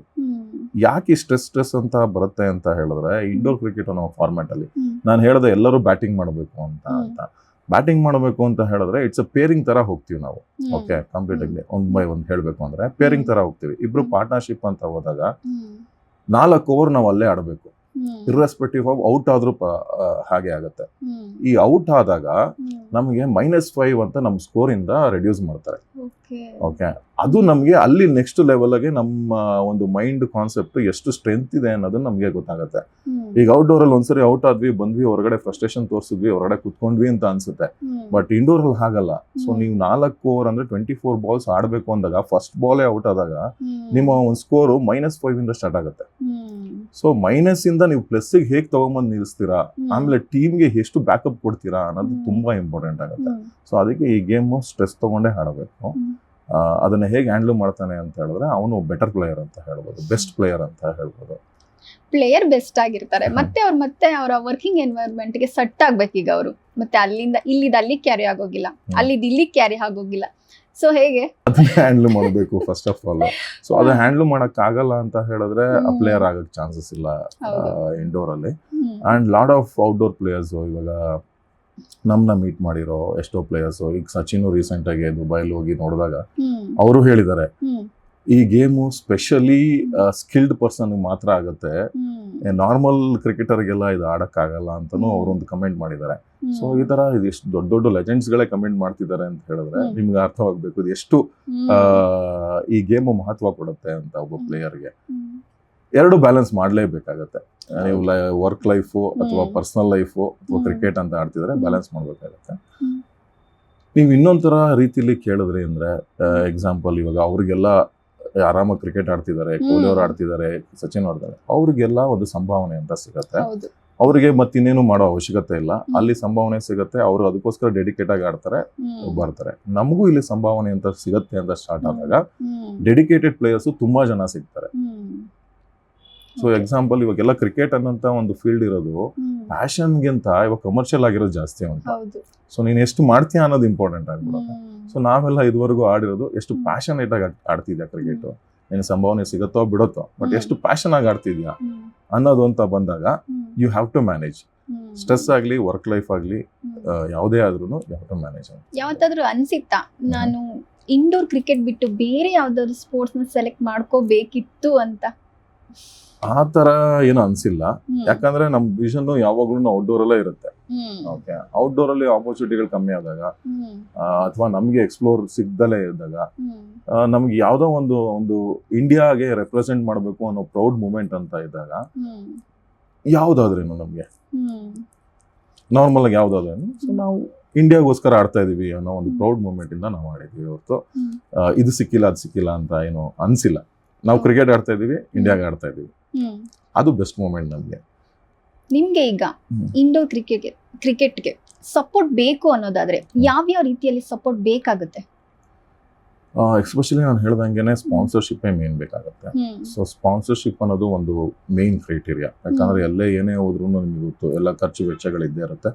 ಸೊ ಅದನ್ನ ನೋಡ್ಕೊಳಕ್ ಒಬ್ಬ ಸ್ಪಾನ್ಸರ್ ಅಂತ ಪರ್ಟಿಕ್ಯುಲರ್ ಸಿಕ್ಕಿದ್ರೆ ತುಂಬಾ ಹೆಲ್ಪ್ ಆಗುತ್ತೆ. ಅದಾದ್ಮೇಲೆ ಸೆಕೆಂಡ್ ಅಂತ ಬಂದಾಗ ನಮಗೆ ಕೋರ್ಟ್ಸ್ಗಳ ಅವೈಲಬಿಲಿಟಿ ಬೇಕಾಗುತ್ತೆ. ಸೊ ಇಂಡೋರ್ ಫಾರ್ಮೆಟ್ ಡಿಫ್ರೆಂಟ್ ಆಗಿರೋದ್ರಿಂದ ಸೊ ಕೋರ್ಟ್ಗಳು ಎಷ್ಟು ಜಾಸ್ತಿ ಆಗುತ್ತೋ, ಎಷ್ಟು ಬೇರೆ ಬೇರೆ ಸ್ಟೇಟ್ ಅಲ್ಲಿ ಬೇರೆ ಬೇರೆ ಇದರಲ್ಲಿ, ಸೊ ಅಷ್ಟು ನಮ್ಗೆ ಅಷ್ಟು ಪ್ಲೇಯರ್ಸ್ ಬರ್ತಾರೆ ಒಳಗಡೆ. ಅಂಡ್ ಈ ಫಾರ್ಮೆಟ್ ಏನು ಅಂತ ಹೇಳಿದ್ರೆ ನಿಮಗೆ ಎಲ್ಲಾ ಸೀಸನ್ ಅಲ್ಲೂ ಆಡ್ಬೋದು. It is not like rainy season ಅಲ್ಲೂ ಆಡ್ಬೋದು, ವಿಂಟರ್ ಸೀಸನ್ ಅಲ್ಲೂ ಆಡ್ಬೋದು, ತುಂಬಾ ಬಿಸಿಲಿದ್ರು ಆಡ್ಬೋದು.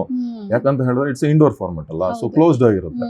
ಸೊ ಯಾವ ಫಾರ್ಮೆಟ್ ಅಲ್ಲಿ ಇದ್ರೂ ಆಡ್ಬೋದು. ಸೊ ಅದೊಂದು ಅಡ್ವಾಂಟೇಜ್ ಇದೆ ಈ ಒಂದು ಗೇಮ್. ನೀವು ಹೇಳಿದ್ರಿ ಐ ಬಾಲ್ಸ್ ಅಂತ, ಅಂದ್ರೆ ವೀಕ್ಷಕರು ಅಂದ್ರೆ ನಮ್ಮನ್ನ ಕ್ರಿಕೆಟ್ ನೋಡುವಾಗ ಈಗ ಹೇಗೆ ಅವ್ರನ್ನ ಸೆಳೆಯೋದಿಕ್ಕೆ ಏನೆಲ್ಲ ಮಾಡ್ಬೇಕಾಗುತ್ತೆ ಅಂತ ಅನ್ಸಿದೆ? ಅಂದ್ರೆ ಇದ್ರ ಬಗ್ಗೆ ತುಂಬಾ ಜನರಿಗೆ ರೀಚ್ ಮಾಡ್ಬೇಕಂತ. ಸೊ ಇದು ತುಂಬಾ ರೀಚ್ ಆಗ್ಲೇಬೇಕು. ಆಕ್ಚುಲಿ ಎಷ್ಟೊಂದ್ ಜನಕ್ಕೆ ಗೊತ್ತಿಲ್ಲ. ಇಂಡಿಯಾದಲ್ಲೂ ಎಷ್ಟೊಂದ್ ಜನಕ್ಕೆ ಇಂಡೋರ್ ಕ್ರಿಕೆಟ್ ಆತರ ಒಂದು ಫಾರ್ಮೆಟ್ ಇದೆಯಾ ಅಂತಾನೂ ಕೇಳ್ತಾರೆ. ಸೊ ಅದಾಗ ನಮಗ್ ಅನ್ಸ್ದಾಗ ಹೌದಾ ಅದ್ರಲ್ಲಿ ನೀವು ಇಂಡಿಯಾಗೆ ಆಡ್ತಿದ್ದೀರಾ ಈ ತರ ಒಂದು ಕ್ವಶನ್ ಬಂದಾಗ ನಮ್ಗೆ ಅನ್ಸುತ್ತೆ ಓಕೆ ಇವ್ರಿಗೆ ಯಾರಿಗೂ ಗೊತ್ತಿಲ್ಲ. ಬಟ್ ಅವೇರ್ನೆಸ್ ಮಾಡೋದಕ್ಕೆ ನಾವು ತುಂಬಾ ಪ್ರಯತ್ನ ಪಡ್ತೀವಿ. ಪ್ರಯತ್ನ ಪಟ್ಟಾಗ ಇವಾಗ ನೋಡಿ ನಿಮ್ಮಂತವ್ರು ಇವಾಗ ಕರೆದ್ರಿ, ಇವಾಗ ಇದರಿಂದ ಒಂದು ಎಷ್ಟು ಜನಕ್ಕೆ ರೀಚ್ ಆಗುತ್ತೋ ಅಷ್ಟು ಜನಕ್ಕೆ ರೀಚ್ ಆದಾಗ ಈ ಒಂದು ಗೇಮ್ ಮುಂದೆ ಹೊರಿತು ಅಂತ ಒಂದು ಅನ್ಸುತ್ತೆ. ಆ ತರ ಎಷ್ಟು ಜನ ನಮ್ಗೆ ವಿಸಿಬಿಲಿಟಿ ಕೊಡ್ತಾರೋ ಆ ತರ ಮುಂದುವರಿಯುತ್ತೆ ಅಂತ ಖಂಡಿತ ಅನ್ಸುತ್ತೆ. ಯಾಕಂದ್ರೆ ಈ game it's A different format game ಆಗೋದ್ರಿಂದ ಆಲ್ರೌಂಡರ್ಸ್ಗೆ ಮಹತ್ವ ಕೊಡೋದ್ರಿಂದ ಈ ಗೇಮ್ ತುಂಬಾ ಮುಂದೆ ಹೊರೆಯುತ್ತೆ ಅನ್ನೋ ಒಂದು ನಂಬಿಕೆ ಇದೆ. ಅದು ಮುಂದುವರಿಸಬೇಕು. ನಾವು ಅದಕ್ಕೆ ಪ್ರಯತ್ನ ಪಡ್ತಾನೆ ಇದೀವಿ. ನೋಡೋಣ ಇಲ್ಲಿಗೆ ಎಷ್ಟು ಮಟ್ಟಿಗೆ ಹೋಗುತ್ತೆ. ನಿಮ್ಮಂತರ ಸಪೋರ್ಟ್ ಇರ್ಲಿ ಅಂತ ಕೇಳ್ಕೊಂತೀನಿ. ಖಂಡಿತ ಇನ್ನು ಹೆಚ್ಚು ಜನರಿಗೆ ತಲುಪೋ ತರ ಆಗ್ಲಿ ಇಂಡೋರ್ ಕ್ರಿಕೆಟ್. ರೂಲ್ಸ್ ನ ಎಕ್ಸ್ಪ್ಲೈನ್ ಮಾಡ್ಬೋದಾ? ರೂಲ್ಸ್ ನ ಅವಲ್ಲಿ ಸ್ವಲ್ಪ ಹೇಳಿದೆ, ತುಂಬಾ ಇದೆ. ಅದು ಡೀಪ್ ಆಗಿ ಹೋಗ್ಬೇಕು ಅಂತ ಹೇಳಿದ್ರೆ 1 by 1 ಹೋಗ್ಬೇಕಾಗತ್ತೆ. 1 by 1 ಅಂತ ಹೇಳಿದ್ರೆ ನಾನು ಹೇಳಿದೆ ಇಟ್ಸ್ ನೆಟ್ಸ್ ಇರುತ್ತೆ. ನೆಟ್ಸ್ ಡಿಕ್ಲೇರ್ ರನ್ಸ್ ಅಂತ ಇರುತ್ತೆ. ಅಲ್ಲಿ ಡಿಕ್ಲೇರ್ ಅಲ್ಲ, ಬೋನಸ್ ರನ್ಸ್ ಅಂತ. ಬೋನಸ್ ರನ್ಸ್ ನ ಕಂಪೇರ್ ಬಿಟ್ಟಾದ್ಮೇಲೆ ಬೌಲಿಂಗ್ ಅಂತ ಬಂದಾಗ and running between the wickets. ಈಗ ರನ್ನಿಂಗ್ ನಾನು ಹೇಳಿದ್ನಲ್ಲ, 1 run ಫಿಸಿಕಲ್ ಕಂಟಿನ್ಯೂ ಮಾಡ್ಬೇಕಂತ, ಅದು 22 yards ಓಡಂಗಿಲ್ಲ ಆಸ್ ಎ ಔಟ್ಡೋರ್ ತರ. It is A half way. So ಅರ್ಧ ಪಿಚ್ ಇಂದ ಅರ್ಧ ಸ್ಟ್ರೈಕರ್ ತನಕ ಓಡೋದಷ್ಟೇನೆ. ಅದಷ್ಟೇ ಅಂತ ಹೇಳ್ತೀವಿ. ಅದನ್ನು ಹೋಗೋದಕ್ಕೂ ತುಂಬಾ ಕಷ್ಟ ಇರುತ್ತೆ. ಯಾಕಂದ್ರೆ ವೆರಿ ಕ್ಲೋಸ್ ಆಗಿರ್ತಾರೆ ಫೀಲ್ಡರ್ಸ್. ನಾನು ಹೇಳಿದ್ನಲ್ಲ 40 feet ಹಿಂಗಿರುತ್ತೆ, 90 feet ಹೀಗಿರುತ್ತೆ. ಸೊ ಆ 40 feet 90 feet ಒಳಗಡೆ 8 ಜನ ಅಲ್ಲೇ ಇರ್ತಾರೆ ಅಂತ ಹೇಳಿದಾಗ ರನ್ ತಗೊಳ್ಳೋದು ಅಷ್ಟು ಸುಲಭ ಅಲ್ಲ, ತುಂಬಾ ಕಷ್ಟ ಇದೆ. ಅದಕ್ಕೆ ಒಂದು ಟೆಕ್ನಿಕ್ಸ್ ಇದೆ.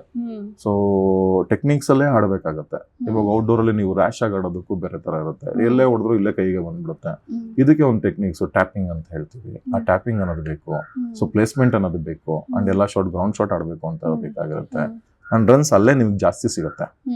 ಸೊ ನೀವು ಔಟ್ ಆಗಿಲ್ಲ ಅಂತ ಹೇಳಿದ್ರೆ ಆಟೋಮೆಟಿಕ್ ರನ್ಸ್ ಆಡ್ ಆಗ್ತಾ ಹೋಗುತ್ತೆ. In coming to the rules ಅಂತ ಹೇಳಿದಾಗ ನಾನು ಬ್ಯಾಟಿಂಗ್ ಅಲ್ಲಿ ನೆಟ್ಸ್ ಅಲ್ಲಿ ಬೋನಸ್ ರನ್ಸ್ ಅಂತ ಹೇಳಿದೆ. ಬೋನಸ್ ರನ್ಗೆಲ್ಲ ಫಿಸಿಕಲ್ ರನ್ ತಗೋಬೇಕು. ಅದೇ ತರ ಬೌಲಿಂಗ್ ಅಲ್ಲಿ ನೀವು ವೈಡ್ ಅಂತ ಹಾಕಿದ್ರೆ ಬಾಲ್ ಕೌಂಟ್ ಆಗುತ್ತೆ, 2 run ಆಡ್ ಆಗುತ್ತೆ ಟೀಮ್ಗೆ. ಸೊ ಅಂಡ್ ನೋ ಬಾಲ್ ಹಾಗೆ ಇರುತ್ತೆ. ನೋ ಬಾಲ್ ಅಂತ ಮಾಡಿದ್ರೆ 2 run ಇದಾಗುತ್ತೆ ಅಂಡ್ ಬಾಲ್ ಆಡ್ ಆಗುತ್ತೆ. So every 4th over. So ನಾನು ಹೇಳ್ದಂಗೆ ಪೇರ್ ಲೆಕ್ಕದಲ್ಲಿ ಹೋಗ್ಬೇಕು. 8 ಜನ ಆಡ್ತಾ ಇರ್ತಾರೆ. ಸೊ 4 ಪೇರ್ ಆಗಿ ಹೋಗ್ತಾರೆ. ಓಕೆ, ಸೊ ಒಬ್ಬೊಬ್ರು ಪೇರು 4 ಅವರ್ಸ್ ಆಡಬೇಕು. So 16 hours format. 16 ಅವರ್ಸ್ ಅಲ್ಲಿ ಔಟ್ ಆದ್ರೂ ಅಲ್ಲೇ ಆಡಬೇಕು. ಅಂದ್ರೆ -5 ಕಟ್ ಮಾಡ್ತೀವಿ. ಸೊ ಈ ವೈಡು, ನೋ ಬಾಲು ಎಲ್ಲ ಕೌಂಟ್ ಆಗಿ ಡಿಕ್ಲೇರ್ ರನ್, ಸಾರಿ ಬೋನಸ್ ರನ್ಸ್, ಈ ಫಿಸಿಕಲ್ ರನ್ಸ್ ಎಷ್ಟು ಹೊಡ್ತಾರೆ ಅದೆಲ್ಲ ಮಾಡಿ ಒಂದು ಟೀಮ್ ಸ್ಕಿನ್ ಸ್ಕೋರ್ ಅಂತ ಬರುತ್ತೆ. ಸೊ 4 ಸ್ಕಿನ್ ಇರುತ್ತೆ. ಒಂದು ಸ್ಕಿನ್ ಸ್ಕೋರ್ 10, 15, 20, 30 ಅಂತ ಹೇಳಿದಾಗ ಅದು ಆಡ್ ಆಗ್ಬಿಟ್ಟು ಟೋಟಲ್ ಸ್ಕೋರ್ ಅಂತ ಬರುತ್ತೆ. ಸೊ ಈ ತರ ಸ್ಕೋರಿಂಗ್ ಸಿಸ್ಟಮ್ ಇದೆ. ಸೊ ಬೌಲಿಂಗ್ ಅಲ್ಲಿ ನೀವು ಹೇಳಿದ್ನಲ್ಲ ವೈಡು, ನೋ ಬಾಲು ಅಂತ, ಅದೆಲ್ಲ ಆದಾಗ ಕೌಂಟ್ ಆಗುತ್ತೆ. 2 ರನ್ ಕೌಂಟ್ ಆಗುತ್ತೆ. 4th over, every 4th over we have a reball ಅಂತ ಹೇಳ್ತೀವಿ. ರೀಬಾಲ್ ಅಂದ್ರೆ ವೈಡ್ ಹಾಕಿದ್ರೆ, ನೋ ಬಾಲ್ ಹಾಕಿದ್ರೆ ಅದನ್ನ ರೀಬಾಲ್ ಅಂತ ಬ್ಯಾಟ್ಸ್ಮನ್ ಕೇಳ್ಬೋದು. ಇಟ್ಸ್ ಡಿಪೆಂಡಿಂಗ್ ಆನ್ ಬ್ಯಾಟ್ಸ್ ಮೇಲೆ. ಬೇಕು ಅಂದ್ರೆ ಆಡ್ಬೋದು, ಇಲ್ಲ ಅಂದ್ರೆ ಇಲ್ಲ. ಸೊ ಆತರ ಎವ್ರಿ 4th ಓವರ್ ಇರುತ್ತೆ. ಓಕೆ, ಸೊ ಈ ತರ ಒಂದು ರೂಲ್ಸ್ ಅಂದ್ರೆ ಸಿಕ್ಕಾಪಟ್ಟೆ ರೂಲ್ಸ್ ಇದೆ, ತುಂಬಾ ಇರುತ್ತೆ. ಅದನ್ನ ತಿಳ್ಕೊಂಡು ಆಡಿದ್ರೆ ತುಂಬಾ ಚೆನ್ನಾಗಿದೆ ಗೇಮ್. ಈಗ ನನಗೆ ಸಂದೀಪ್ ಮಾಯಣ್ಣ ಅವ್ರು ಸಿಕ್ಕಿದ್ರು. ನಾನು ಒಂದು ಸ್ಪೋರ್ಟ್ಸ್ ಅನ್ನ ಇಟ್ಕೊಂಡು ಜನರಿಗೆ ತಲುಪಿಸೋ ಪ್ರಯತ್ನದಲ್ಲಿ ಸಂದೀಪ್ ಮಾಯಣ್ಣ ಅವರು ಈಗ ಬೇರೆ ಪ್ಲೇಯರ್ಸ್ ಬಗ್ಗೆ ತಿಳಿಸ್ಕೊಡೋದಾದ್ರೆ, ನಿಮ್ಮ ಇಂಡೋರ್ ಕ್ರಿಕೆಟ್ ಅಲ್ಲಿ ಇರೋ ಪ್ಲೇಯರ್ಸ್ ಬಗ್ಗೆ, ಅವ್ರ ಬಗ್ಗೆ ಸ್ವಲ್ಪ ಹೇಳೋದಾದ್ರೆ. ಖಂಡಿತ. ಇವಾಗಿನ ಕರೆಂಟ್ ಪ್ಲೇಯರ್ಸ್ ತುಂಬಾ ಹಾರ್ಡ್ ವರ್ಕ್ ಮಾಡ್ತಿದ್ದಾರೆ. ಯಾಕಂತ ಹೇಳಿದ್ರೆ ನಾವೇ ಬೇಸ್ಮೆಂಟ್ ಅಂತ ಹೇಳ್ಬೋದು. ಅವ್ರ ನೇಮ್ ಹೇಳಕ್ಕಿಂತ ಮುಂಚೆ ನನಗೆ ಇದು ಹೇಳಕ್ ಇಷ್ಟಪಡ್ತೀನಿ. ನಿಮ್ಗೆ ಯಾವುದೇ ಒಂದು ಫಾರ್ಮ್ಯಾಟ್ ಬಂದಾಗ, ಲಾಂಚ್ ಆದಾಗ, ಅದನ್ನ ನಾವು ಎಷ್ಟು ಮಟ್ಟಿಗೆ ಅದನ್ನ ನಾವು ಒಂದು ನೆಕ್ಸ್ಟ್ ಲೆವೆಲ್ ತಗೊಂಡೋಗ್ತೀವಿ ಅಂತ ಹೇಳಿದಾಗ, ಇವಾಗಿನ ಕರೆಂಟ್ ಸಿಚುವೇಶನ್ ಅಲ್ಲಿ ನೀವು ಒಂದು ದೊಡ್ಡ ಮಟ್ಟಿಗೆ ಒಂದು ಕಪ್ ಹೊಡೆದ್ರೆ ಮಾತ್ರ ನೀವು ವಿಸಿಬಿಲಿಟಿ ಸಿಗುತ್ತೆ. ಸೊ ಎಕ್ಸಾಂಪಲ್ ಅಂತ ಹೇಳಿದ್ರೆ ನಿಮ್ಗೆ ಇವಾಗ ನೀವು ಒಂದು ಬ್ಲೈಂಡ್ ಕ್ರಿಕೆಟ್ ವುಮೆನ್ಸ್ ನೋಡಿದ್ರಿ. ಆಸ್ ಆಫ್ ನಾವು ಯಾರಿಗೂ ಗೊತ್ತಿರಲಿಲ್ಲ ಬ್ಲೈಂಡ್ ಕ್ರಿಕೆಟ್ ವುಮೆನ್ಸ್ ಆಡ್ತಿದ್ದಾರೆ ಅಂತ. ಅಂಟಿಲ್ ಅನ್ಲೆಸ್ ಅವರು ಫೈನಲ್ ಹೋಗಿ ಸೆಮಿಫೈನಲ್ ಇಂದ ಸ್ವಲ್ಪ ಪ್ರಚಾರ ಆಯ್ತು. ಅದಾದ್ಮೇಲೆ ಫೈನಲ್ ಹೋಗಾದ್ಮೇಲೆ ಅವ್ರು ಕಪ್ ಹೊಡೆದಾದ್ಮೇಲೆ ಗೊತ್ತಾಯ್ತು ವರ್ಲ್ಡ್ ಕಪ್ ಹೊಡೆದ್ರು ಅಂತ, ನಾರ್ಮಲ್ ಆಗಿ. ಸೊ ನಮ್ಗೆ ಒಂದು ಕ್ರಿಕೆಟ್ ಬ್ಯಾಕ್ ಗ್ರೌಂಡ್ ಇಂದ ನಮಗೆ ಗೊತ್ತಾಗ್ತಾ ಇರತ್ತೆ ಅಲ್ಲಿ ನಡೀತಾ ಇರೋದೇನಿದೆ ಅಂತ. ಬಟ್ ಬೇರೆ ಜನಕ್ಕೆ ಯಾರಿಗೂ ಗೊತ್ತಿರ್ಲಿಲ್ಲ ಅಲ್ಲಿ Indian womens team blind cricket ಆಡ್ತಾ ಇದಾರೆ, ವರ್ಲ್ಡ್ ಕಪ್ ಹೊಡೆದ್ರು ಅಂತ. ಹೊಡೆದಾದ್ಮೇಲೆ ನಿಮಗೆ ವಿಸಿಬಿಲಿಟಿ ಸಿಕ್ಕಿದೆ.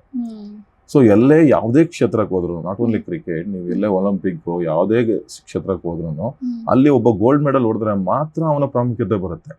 ಅಲ್ಲಿ ತನಕ ಅವನು ಎಷ್ಟು ಹಾರ್ಡರ್ಸ್ ಸಫರ್ ಮಾಡ್ದ, ಅಲ್ಲಿ ತನಕ ಹೇಗ್ ಹೋದ, ಯಾರಿಗೂ ಗೊತ್ತಿರಲ್ಲ. ಸೊ ಈ ಒಂದು ಫಾರ್ಮ್ಯಾಟು ಹಾಗೇನೆ. ಈವನ್ ಮೇನ್ ಕ್ರಿಕೆಟ್ ಫಾರ್ಮ್ಯಾಟು ಹಾಗೆ ಆಗಿದ್ದು. 1983 ನಲ್ಲಿ ಇಂಡಿಯಾ ಒಂದು ಕಪ್ ಹೊಡೆದಾದ್ಮೇಲೆ, ವರ್ಲ್ಡ್ ಕಪ್ ಹೊಡೆದಾದ್ಮೇಲೆ ನೆಕ್ಸ್ಟ್ ಲೆವೆಲ್ಗೆ ಗ್ರೋ ಆಗಕ್ಕೆ ಸ್ಟಾರ್ಟ್ ಆಗಿದ್ದು. ಸೊ ನಾವು ತುಂಬಾ ನಮ್ಮ ಹುಡುಗರೆಲ್ಲ ತುಂಬಾ ಹಾರ್ಡ್ ವರ್ಕ್ ಮಾಡ್ತಾ ಇದೀವಿ. ಈ ಸರಿ ಒಂದ್ಸರಿ ಹೊಡಿಲೇಬೇಕು ಈ ಕಪ್ನ ಅಂತ. ಲಾಸ್ಟ್ 2 ವರ್ಲ್ಡ್ ಕಪ್ ಅಲ್ಲಿ ತುಂಬಾ ಪ್ರಯತ್ನ ಪಟ್ವಿ. ಬೈ ಚಾನ್ಸ್ ಆಗಿ ಮಿಸ್ ಆಯ್ತು ಹೊರತು, ಬಟ್ ನಾವು ಹೊಡಿತೀವಿ. ನಾವು ಅದೊಂದು ಕಪ್ ಅಂತ ಹೊಡೆದಾದ್ಮೇಲೆ ಒಂದು ವಿಸಿಬಿಲಿಟಿ ಕ್ರಿಯೇಟ್ ಆಗುತ್ತೆ. ಬಟ್ ಅದಕ್ಕಿಂತ ಮುಂಚೆ ಯಾಕೆ ಆಗ್ತಿಲ್ಲ ಅಂತ ಹೇಳಿದ್ರೆ ಎಲ್ಲರಿಗೂ ಆನ್ಸರ್ ಗೊತ್ತಿದೆ ಅದು ಯಾಕೆ ಆಗಲ್ಲ ಅಂತ ಹೊಡೆದಾಗ ನೋಡ್ತೀವಿ. ಇನ್ ಕಮಿಂಗ್ ಟು ನಮ್ ಜೊತೆ ಆಡ್ತಿರೋರು ಅಂತ ಹೇಳಿದ್ರೆ, ಆಡಿರೋರು ಗಿರೀಶ್ ಕೆಜಿ ಅಂತ ಒಬ್ಬ ಕ್ಯಾಪ್ಟನ್ ಆಗಿದ್ರು ತುಂಬಾ ಲಾಸ್ಟ್ ಇದ್ರವರೆಗೂ. ಕಂಟಿನ್ಯೂಸ್ ಆಗಿ ಅವರೊಂದು 5-6 ವರ್ಷ ಲೀಡ್ ಮಾಡಿದ್ರು. ಅದ್ಭುತ ಪ್ಲೇಯರು. ಅದಾದ್ಮೇಲೆ ನನ್ನ ಜೊತೆ ದೈವಿಕ್ ಅಂತ ಇದ್ದಾರೆ, ಸೂರಜ್ ಅಂತ ಇದ್ದಾರೆ, ಧನುಷ್ ಅಂತ ಇದ್ದಾರೆ. ಇವರೆಲ್ಲ ಯಂಗ್ಸ್ಟರ್ಸ್. ಅದಾದ್ಮೇಲೆ ಕಿಸರ್ ಅಂತ ಇದ್ದಾರೆ. ಅದಾದ್ಮೇಲೆ ಅಫ್ರೋಜ್ ಅಂತ ಹೇಳಿದ್ದಾರೆ. ಅಫ್ರೋಜ್ ಇವರೆಲ್ಲ ಯಂಗ್ಸ್ಟರ್ಸ್. ಸೊ ಇವಾಗಿಂದ ಡೆವಲಪ್ ಆಗ್ತಿರೋ ಗೇಮ್ ಅಲ್ಲಿ ಅವರೇ ಮೋರ್ ವಿಸಿಬಿಲಿಟಿ ಅಂತ ಇರೋದ್ರಿಂದ.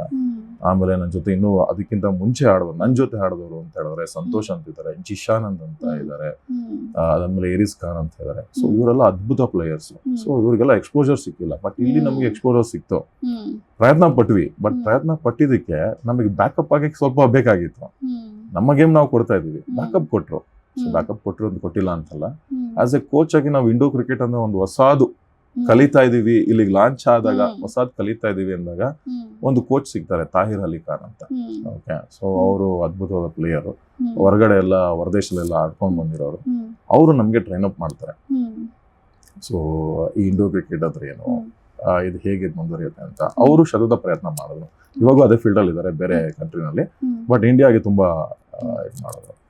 ಇದೆಲ್ಲದಕ್ಕಿಂತ ಲಾಂಚ್ ಮಾಡಿದ್ ಯಾರು ಅಂತ ನೀವು ಕೇಳಿದ್ರೆ ಇಂಡೋ ಕ್ರಿಕೆಟ್ ನ ಆಸ್ ಎ ಕಮಿಟಿ ಬೋರ್ಡ್ ಆಗಿ ISF ಅಲ್ಲಿ ಕಮಿಟಿ ಬೋರ್ಡ್ ಆಗಿ ಅಜಯ್ ಅಂತ ಇದ್ದಾರೆ. ಸೊ ಅಜಯ್ ಅವರು ಲಾಂಚ್ ಮಾಡಿದ್ದು. ಅದಾದ್ಮೇಲೆ ಅದ್ರ ಜೊತೆ ಸಪೋರ್ಟಿವ್ ಆಗಿ ಪೂಂಜಾ ಅಂತ ಹೇಳಿದ್ದಾರೆ.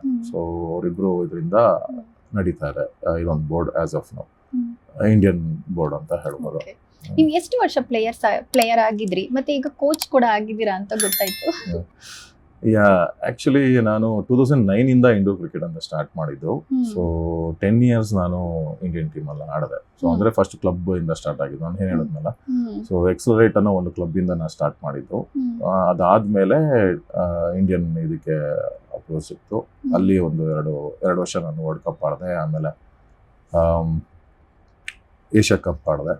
ಸೊ ಈ ಒಂದು 10 ಇಯರ್ಸ್ ಟೆನ್ಯೂರ್ ಅಲ್ಲಿ 2019 ತನಕ ಬರೋ ಅಷ್ಟೊತ್ತಿಗೆ 10 ಇಯರ್ಸ್ ಮುಗಿದಿತ್ತು. 2019 ನಾನು ಲಾಸ್ಟ್ ಆಡಿದ್ದು. ಅದಾದ್ಮೇಲೆ ಕೊರೋನಾ ಬಂತು. ಕೊರೋನಾ ಬಂದಾದ್ಮೇಲೆ 4-5 ಇಯರ್ಸ್ ಫುಲ್ ಕಂಪ್ಲೀಟ್ ಆಗಿ ಸ್ಟಾಪ್ ಆಯ್ತು. ಅದಾದ್ಮೇಲೆ ನೆಕ್ಸ್ಟ್ ಸ್ಟಾರ್ಟ್ ಆಗಿದೆ 2022 ನಲ್ಲಿ. ಸೊ 2022 ನಲ್ಲಿ ನಾನು ಆಲ್ಮೋಸ್ಟ್ ನನ್ನ ಏಜ್ ಕ್ರೈಟೀರಿಯಾ ಕ್ರಾಸ್ ಆಗಿತ್ತು. ಎಲ್ಲ ಆಡ್ಬೋದು, ಫಿಟ್ನೆಸ್ ಇದ್ರೆ ಖಂಡಿತ ಆಡ್ಬೋದು. ನಾನು ಹೇಳದ್ನಲ್ಲ, it's too fast game and injury levels ತುಂಬಾ ಜಾಸ್ತಿ ಆಗುತ್ತೆ ನೀವು ಕಂಪೇರ್ ಟು ಬೇರೆ ಗೇಮ್ ಅಂತ ಹೇಳಿದ್ರೆ. ಟೂ ಫಾಸ್ಟ್ ಗೇಮ್ ಆದ್ರಿಂದ ಅಲ್ಲಿ ಮೇನ್ ಸ್ಕಿಲ್ ಡೆವಲಪ್ಮೆಂಟ್ ಅಲ್ಲಿ, ಎಜಿಲಿಟಿ ಡೆವಲಪ್ಮೆಂಟ್ ಅಲ್ಲಿ ಬೇಕಾಗುತ್ತೆ. ಸೊ ನ್ಯಾಷನಲ್ ಲೆವೆಲ್ ನೀವು ಆಡ್ತಾ ಇದ್ದೀರ ಅಂದ್ರೆ ನಿಮ್ಗೆ ಗೊತ್ತಾಗುತ್ತೆ ನಿಮ್ ಬಾಡಿ ಎಷ್ಟು ಮೂವ್ ಆಗುತ್ತೆ ಅಂತ. 2022 ನಲ್ಲಿ ನನಗೊಂದು ಆಫರ್ ಮಾಡಿದ್ರು ಈ ತರ ಕೋಚ್ ಆಗಿ ಅಂತ. ಓಕೆ, ನನಗೂ ಇಟ್ಸ್ ಒಂದು ಹೊಸ ಒಂದು ಅಪ್ರೋಚ್ ಸಿಗ್ತಾ ಇದೆ. ಇಲ್ಲಿ ತನಕ ಆಡಿದೆ. ಸೊ ನೆಕ್ಸ್ಟ್ ಇದೊಂದು ಟೀಮ್ನ ಲೀಡ್ ಮಾಡೋದು ಹೇಗಿರುತ್ತೆ ಅಂತ ಒಂದು ಎಕ್ಸ್ಪೀರಿಯನ್ಸ್ ತಗೋಣ. ಅಂಡ್ ನನ್ನ ಕ್ವಾಲಿಟೀಸ್ ಏನಿದೆ ಅಂತ ನನಗೂ ಗೊತ್ತಾಗುತ್ತೆ ಅಂತ ಒಂದು ದೊಡ್ಡ ನಿರ್ಧಾರ ಮಾಡಿ ನಾನು ಕೋಚ್ ಆಗಿ ಓಕೆ ಅಂತ ಹೇಳಿದೆ ಅವ್ರಿಗೆ. ಸೊ ಅದಾದ್ಮೇಲೆ ನಾವು ಆಸ್ಟ್ರೇಲಿಯಾದಲ್ಲಿ ಟ್ರಾವೆಲ್ ಮಾಡಿದ್ವಿ. ಈಗ ನೀವು ಪ್ಲೇಯರ್ಸ್ ಆಗಿದ್ರಿ, ಈಗ ಕೋಚ್ ಆಗಿದ್ರಾ, ಏನ್ ಡಿಫ್ರೆನ್ಸ್ ಅನ್ಸ್ತು ನಿಮ್ಗೆ? ಕೋಚ್ ಆದ್ಮೇಲೆ ತುಂಬಾ ರೆಸ್ಪಾನ್ಸಿಬಿಲಿಟೀಸ್ ಜಾಸ್ತಿ ಆಯ್ತು ಅಂತ ಅನ್ಸ್ತಾ? ತುಂಬಾ ಚೇಂಜಸ್ ಇದೆ ಆಕ್ಚುಲಿ. ನಾವು ಹೇಳ್ಬೋದು ಆಡೋದಕ್ಕೂ ಮತ್ತೆ ಕೋಚ್ ಮಾಡೋದಕ್ಕೂ ಅಜಗಜಾಂತರ ಅಂತ ಡಿಫ್ರೆನ್ಸ್ ಇದೆ. ಯಾಕಂತ ಹೇಳಿದ್ರೆ ಆಡ್ಬೇಕಾದ್ರೆ ನೀವು ಒಂದು ಗೇಮ್ ಬಗ್ಗೆ ಕಾನ್ಸಂಟ್ರೇಷನ್ ಮಾಡ್ತಾ ಇರ್ತೀರಾ. ನಾನು ಈ ಗೇಮಲ್ಲಿ ನನ್ನ ಕಾಂಟ್ರಿಬ್ಯೂಷನ್ ಏನಿರಬೇಕು, ನನ್ನ ಟೀಮ್ಗೆ ಏನು ನಾನು ಸಪೋರ್ಟ್ ಮಾಡ್ಬೋದು ಅನ್ನೋದನ್ನ ನೋಡ್ತಾ ಇರ್ತೀರಾ. ಬಟ್ ಆಸ್ ಎ ಕೋಚ್ ಆಗಿ ನೀವು ಟೀಮ್ನ ಫುಲ್ಲು ಹೇಗೆ ವಿನ್ನಿಂಗ್ ಮೂಮೆಂಟ್ ತೊಗೊಂಡೋಗ್ಬೋದು, ಅಥವಾ ಟೀಮ್ಗೆ ಯಾವ್ಯಾವ ಪ್ಲೇಯರ್ಸ್ ಬೇಕಾಗಿರುತ್ತೆ, ಯಾವ ಮ್ಯಾಚ್ಗೆ ಯಾರು ನೀಡ್ ಆಗಿರುತ್ತೆ, ಅಂಡ್ ಅವ್ರ ಸ್ಕಿಲ್ಸ್ ಏನಿರುತ್ತೆ, ಆ ಸ್ಕಿಲ್ಸ್ನ ಎಲ್ಲಿ ಯೂಸ್ ಮಾಡ್ಕೋಬೇಕು, ಯಾವ ಫಾರ್ಮ್ಯಾಟಲ್ಲಿ ಯೂಸ್ ಮಾಡ್ಕೋಬೇಕು. So strategy, thinking, planning, lot of things ಇರುತ್ತೆ ಕೋಚ್ಗೆ. And guidance is also most important ಆಗಿರುತ್ತೆ ಕೋಚ್ಗೆ. ಅದೆಲ್ಲದಕ್ಕಿಂತ ತುಂಬಾ ಇಂಪಾರ್ಟೆಂಟ್ ಅಂತ ನನಗನ್ಸಿದ್ದು. ಎಸ್ಪೆಷಲಿ ಆಸ್ ಎ ಪ್ಲೇಯರ್ ಆಗಿ ಪ್ಲೇಯಿಂಗ್ 8 ಆಡ್ಬೇಕಾದ್ರೆ 8 ಪ್ಲೇಯರ್ಸ್ನ ಮ್ಯಾನೇಜ್ ಮಾಡ್ಬೋದು.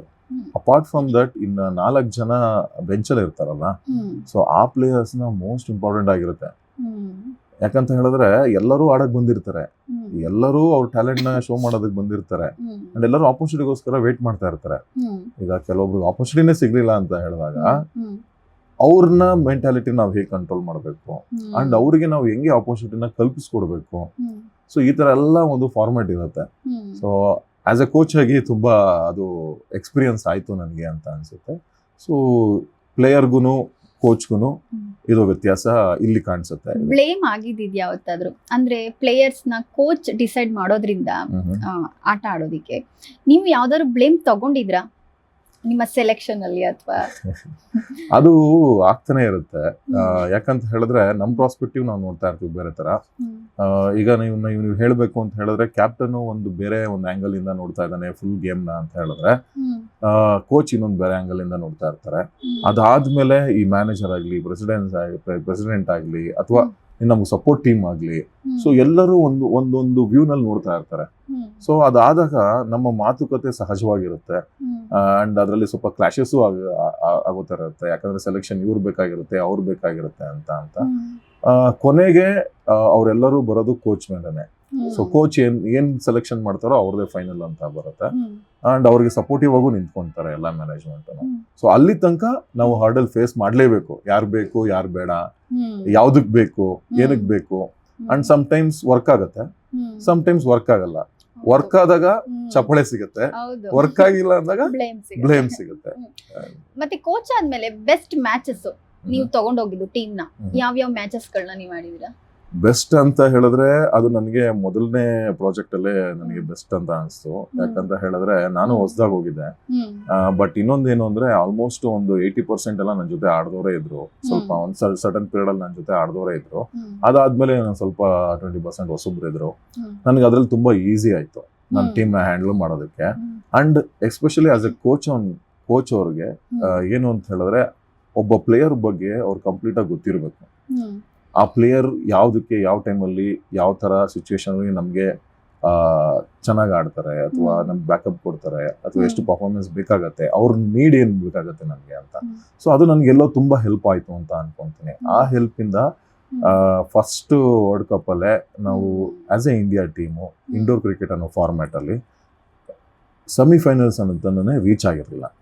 ಸೊ 2022 ನಲ್ಲಿ ವಿ ರೀಚ್ ಟು ಸೆಮಿಫೈನಲ್ ಅಂತ ಹೇಳಿದ್ಮೇಲೆ ಅದರಿಂದ ನೆಕ್ಸ್ಟ್ ಸ್ಟೆಪ್ ಹೋದ್ವಿ, ಪ್ರಿಲಿಮಿನರಿ ಫೈನಲ್ಸ್ ಅಂತ. ಸೊ ಇದು IPL ಫಾರ್ಮ್ಯಾಟ್ ಅಲ್ಲಿ ಇತ್ತು. ಸೊ ಅದಕ್ಕೋಸ್ಕರ ಸೆಮಿಫೈನಲ್ ರೀಚ್ ಆಗಿದ ತಕ್ಷಣ ಡೈರೆಕ್ಟ್ ಫೈನಲ್ಸ್ ಹೋಗಕ್ಕಾಗ್ಲಿಲ್ಲ. ಅದಕ್ಕೆ ಪ್ರಿಲಿಮಿನರಿ ಫೈನಲ್ಸ್ ಅಂತ ಒಂದಿತ್ತು. ಅಲ್ಲಿ ಹೋಗಿ ನಾವು ನ್ಯೂಜಿಲೆಂಡ್ ವಿರುದ್ಧ ಸೋತ್ವಿ. ಸೊ ಅದರಿಂದ 2022 ನಲ್ಲಿ ಫಸ್ಟ್ ಟೈಮ್ ಇಂಡಿಯನ್ ಹಿಸ್ಟ್ರಿನಲ್ಲಿ ಇಂಡಿಯನ್ ಟೀಮ್ 3rd ಪೊಸಿಷನ್ಗೆ ಹೋಯ್ತು. ಅದು ಆಸ್ ಎ ಕೋಚ್ ನಾನಾಗಿದ್ದೆ ಅನ್ನೋದು ನಂಗೆ ತುಂಬಾ ಖುಷಿ ಆಗುತ್ತೆ ಅಂಡ್ ಹೆಮ್ಮೆಯಿಂದ ಅನ್ಸುತ್ತೆ. ನಮಗೂ ಖುಷಿ ಆಗುತ್ತೆ. ಮತ್ತೆ ಈಗ ನೀವು ಕೋಚ್ ಆದ್ಮೇಲೆ ಒಂದು ಟೀಮ್ ಸೆಲೆಕ್ಟ್ ಮಾಡುವಾಗ ಕೋಚ್ಗೆ ಪ್ರೆಷರೈಸ್ ಆಗಿದ್ಯಾ? ಟೀಮ್ ಸೆಲೆಕ್ಟ್ ಮಾಡುವಾಗ ಟೀಮ್ ಸೆಲೆಕ್ಟ್ ಮಾಡಬೇಕಾದ್ರೆ ಅಂದ್ರೆ ಈಗ ರೀಸೆಂಟ್ ಆಗಿ 2025 ಅಲ್ಲಿ ನಾವು ಶ್ರೀಲಂಕಾದಲ್ಲಿ ಟ್ರಾವೆಲ್ ಮಾಡಿದಾಗ ವರ್ಲ್ಡ್ ಕಪ್ಗೆ ಅವಾಗ ಸಮ್ ಕ್ಲಾಶಸ್ ಆಯ್ತು ನಮಗೂ ಸ್ವಲ್ಪ ಇದಕ್ಕೂ. ಬಟ್ ಹ್ಯಾಂಡಲ್ ಮಾಡಲೇಬೇಕು ಮೇಡಮ್. ಆಕ್ಚುಲಿ ಯಾಕೆ ಹ್ಯಾಂಡಲ್ ಮಾಡಬೇಕು ಅಂದ್ರೆ ಕೋಚ್ಗೆ ವಿಸಿಬಿಲಿಟಿ ಇರುತ್ತೆ. ನೀವ್ ಏನ್ ಮಾಡ್ತಿದ್ದೀರಾ, ನೀವು ಈ ಟೂರ್ನಮೆಂಟ್ ಅಲ್ಲಿ ಎಷ್ಟು ಮಟ್ಟಿಗೆ ನೀವು ಹೋಗ್ಬೇಕು ಅಂತಿದ್ದೀರಾ ಅಂಡ್ ನಿಮ್ ಸ್ಟ್ರಾಟಜಿ ಏನಾಗಿರುತ್ತೆ. ಕೆಲವೊಂದು ಪ್ಲೇಯರ್ಸ್ ಎಲ್ಲಿ ಸ್ಟ್ರಾಂಗ್ ಆಗಿರ್ತಾರೆ, ಎಲ್ಲಿ ವೀಕ್ ಆಗಿರ್ತಾರೆ, ಅಥವಾ ಈ ಸ್ಟ್ರಾಂಗ್ ಬ್ಯಾಲೆನ್ಸ್ ಎಲ್ಲಿ ಮಾಡ್ತಾನೆ ಆ ಪ್ಲೇಯರ್ ಅಂತ ನಿಮ್ಗೆ ವಿಸಿಬಿಲಿಟಿ ಇರೋದ್ರಿಂದ ಸೊ ನೀವು ಒಂದು ಸಡನ್ ಡಿಸಿಷನ್ ನೀವು ಹಾರ್ಷಾಗೂ ತಗೋಬೇಕಾಗತ್ತೆ. ಸೊ ಆ ಸಿಚುವೇಶನ್ ನಡೀತಾನೆ ಇರುತ್ತೆ. ಬಟ್ ಈ ಒಂದು 2025 ಸ್ವಲ್ಪ ನಡೀತು. ಬಟ್ ನಾನು ಆ ಡಿಸಿಷನ್ ತಗೊಂಡು ತುಂಬಾ ಖುಷಿ ಇದೆ ನನಗೆ. ಯಾಕಂತ ಹೇಳಿದ್ರೆ ರೈಟ್ ಡಿಸಿಷನ್ ತಗೊಂಡೆ ಅಂತ ನನಗೆ ಅನಿಸ್ತು. ಓಕೆ, ಈಗ ನೀವು ಇಂಡೋರ್ ಕ್ರಿಕೆಟ್ ಪ್ಲೇಯರ್ ಆಗಿದ್ರಿ, ಕೋಚ್ ಕೂಡ ಆಗಿದ್ರ. ನಿಮ್ಗೆ ಈ ಪ್ಲಾಟ್ಫಾರ್ಮ್ ಹೇಗೆ ಸಿಕ್ತು? ಇದು ಸ್ವಲ್ಪ ತುಂಬಾ ಹಳೇದಕ್ಕೆ ಹೋಗ್ಬೇಕಾಗತ್ತೆ. ಯಾಕಂದ್ರೆ ನಾನು ಸ್ಟಾರ್ಟ್ ಮಾಡಿ 2009 ಅಂತ ಹೇಳಿದೆ. ಹೇಗ್ ಸಿಕ್ತು ಅಂತ ಹೇಳಿದ್ರೆ ಕಂಪ್ಲೀಟ್ ಆಗಿ ನಾನು ಔಟ್ಡೋರ್ ಆಗಿ ಆಡ್ತಿದ್ದೆ. ಸೊ ಅದನ್ನ ಸ್ಟಾಪ್ ಆಗೋಯ್ತು. ನಮ್ಮ ಫ್ಯಾಮಿಲಿ ಇದರಿಂದ ನಾನು ನೆಕ್ಸ್ಟ್ ವರ್ಕ್ಗೆ ಹೋಗ್ಬೇಕಾಯ್ತು. ಆ ಥರ ಒಂದು ಸಿಚುವೇಶನ್ ಇದ್ದಾಗ ಕ್ರಿಕೆಟ್ ಆಡಬೇಕು ಅನ್ನೋ ಹಂಬಲ ಇರ್ತಿತ್ತು. ಸೊ ನಾನೊಂದು MNC ಕಂಪ್ನಿನಲ್ಲಿ ಸಾಚಿ ಅಂತ ಇಟ್ಸ್ ಅಡ್ವರ್ಟೈಸಿಂಗ್ ಕಂಪ್ನಿ. ಆ ಕಂಪ್ನಿನಲ್ಲಿ ವರ್ಕ್ ಮಾಡಬೇಕಾದ್ರೆ ನನ್ನ ಮ್ಯಾನೇಜರ್ ಕರೆದ್ರು, ಬಾ ಇಲ್ಲೊಂದು ಕಾರ್ಪೊರೇಟ್ ಟೂರ್ನಮೆಂಟ್ ಇದೆ, ಹೊಸ ಫಾರ್ಮ್ಯಾಟ್ ಅಂತ, ಎಕ್ಸ್ಪ್ಲೋರ್ ಮಾಡೋಣ ಅಂತ ಹೇಳಿದ್ರು. ನಾವು ಹೌದಾ ಹೊಸ ಫಾರ್ಮ್ಯಾಟ್ ಎಕ್ಸ್ಪ್ಲೋರ್ ಮಾಡೋಣ ನಡೀರಿ ಅಂತ ಹೇಳಿದಾಗ ಈ ಕಾರ್ಪೊರೇಟ್ ಟೂರ್ನಮೆಂಟ್ ಆಡಿದ್ವಿ ಕಂಪ್ಲೀಟ್ ಆಗಿ ಆ ಒಂದು ಕಂಪನಿ ಕಡೆಯಿಂದ.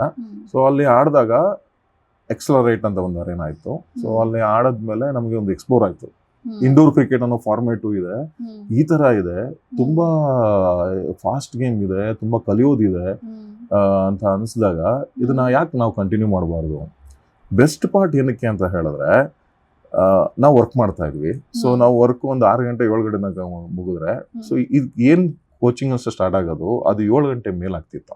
ಸೊ ಅದು ನಮ್ಗೆ ತುಂಬಾ ಅನುಕೂಲ ಆಯ್ತು, ಟೈಮ್ ಸಿಗ್ತಾ ಇತ್ತು. ಸೊ 7 ಗಂಟೆ ಸ್ಟಾರ್ಟ್ ಮಾಡಿದ್ರೆ ಬಟ್ 11-12 ಗಂಟೆ ತನಕ ನಾವು ಕ್ರಿಕೆಟ್ ಆಡಿದೀವಿ.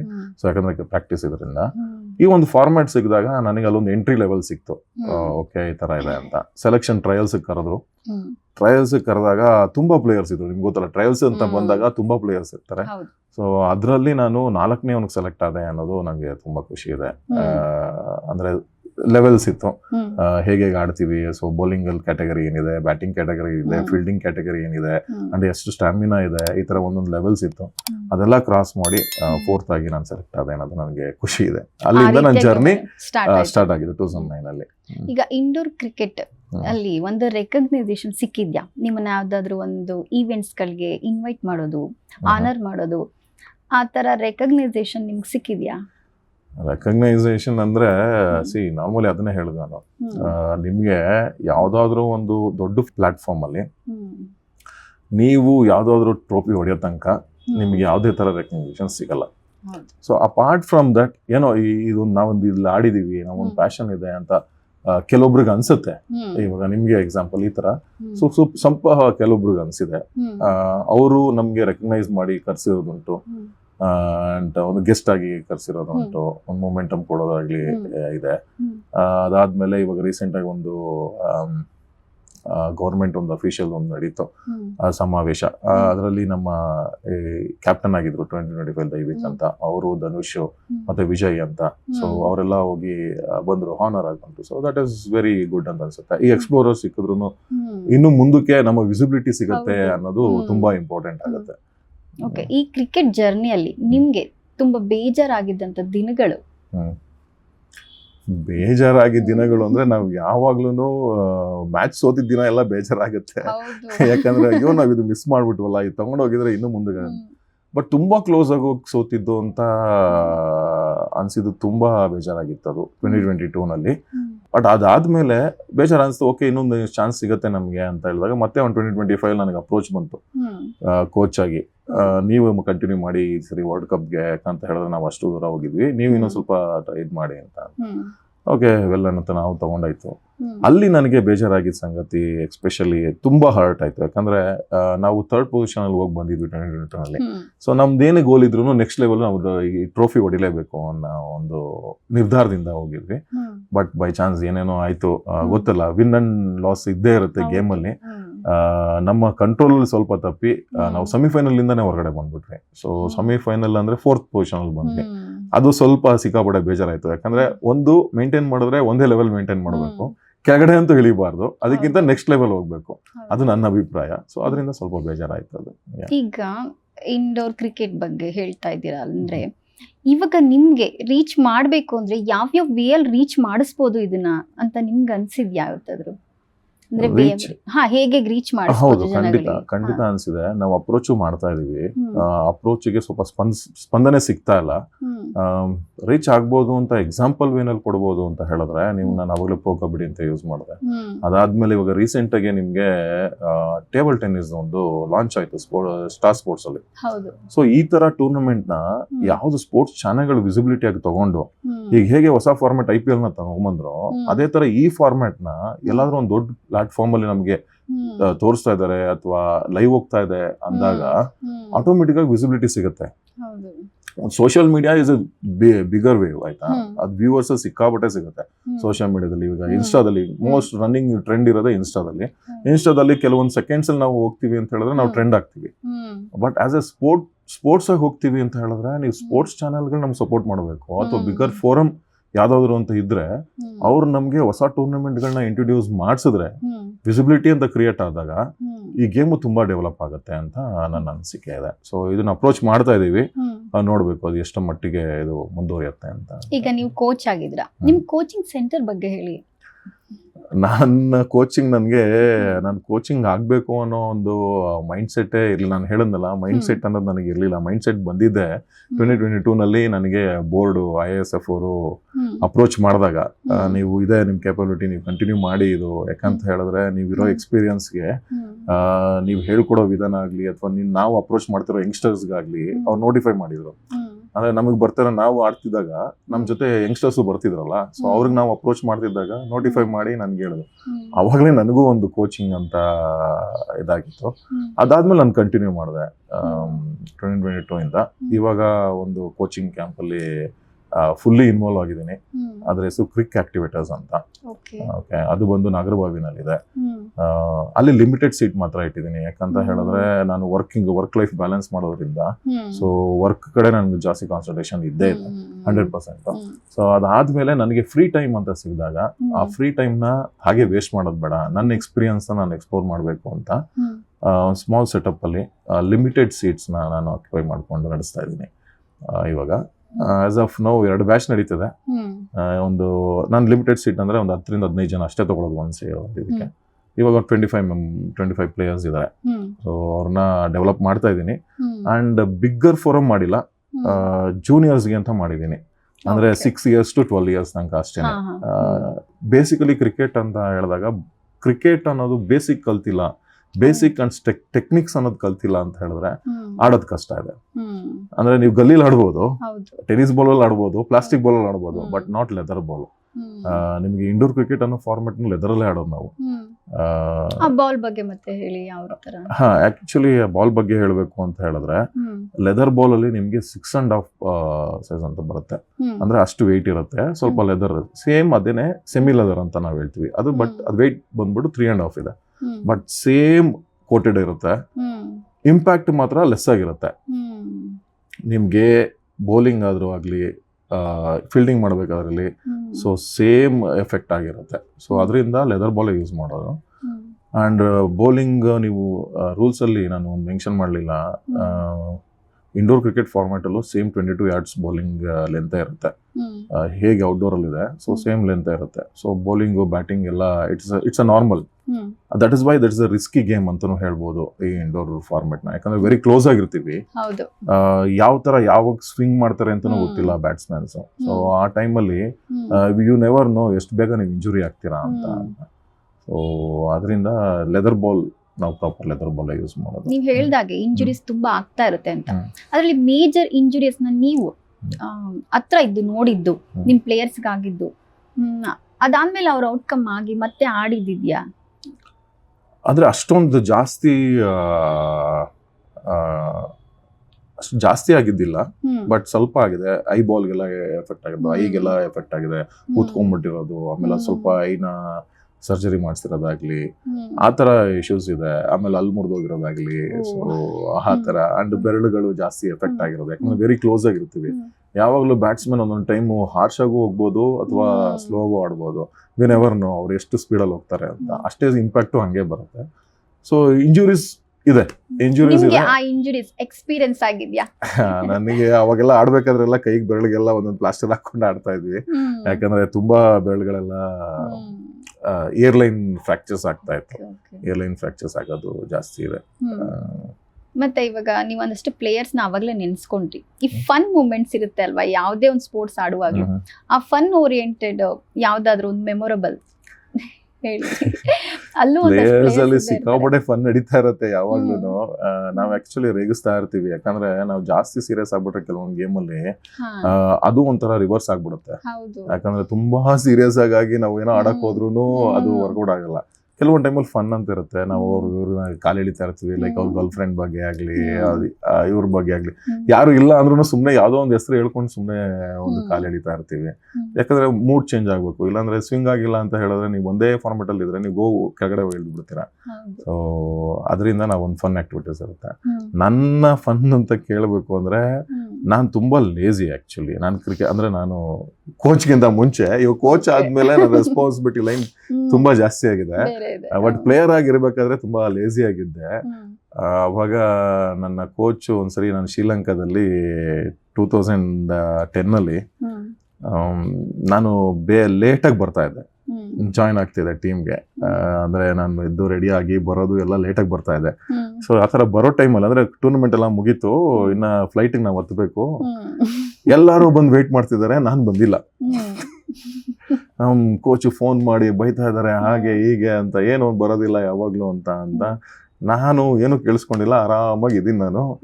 ಆಮೇಲೆ ಬರೋಷ್ಟೊತ್ತಿಗೆ ಏನ್ ಮಾಡ್ಬಿಟ್ಟಿದಾರೆ ನನ್ನ ಅಂದ್ರೆ, ನನ್ನ ಪಾಸ್ಪೋರ್ಟ್ ಇಟ್ಬಿಟ್ಟು ಹೋಟೆಲ್ ರಿಸೆಪ್ಷನ್ ಅಲ್ಲಿ ಪಾಸ್ಪೋರ್ಟ್ ಇಟ್ಬಿಟ್ಟು, ನೀನ್ ಹೆಂಗಾದ್ರು ಬಾಪ, ಟಿಕೆಟ್ ಇಟ್ಬಿಟ್ಟು ನೀನ್ ಎತ್ಕೊಂಡು ಫ್ಲೈಟ್ ಬರಂಗಿದ್ರೆ ಬಾ, ಇಲ್ಲ ಇಲ್ಲೇ ಇರೋ ಅಂತ ಹೇಳ್ಬಿಟ್ಟು ಎಲ್ಲ ಡಿಸ್ಪ್ಯಾಚ್ ಆಗ್ಬಿಟ್ರು.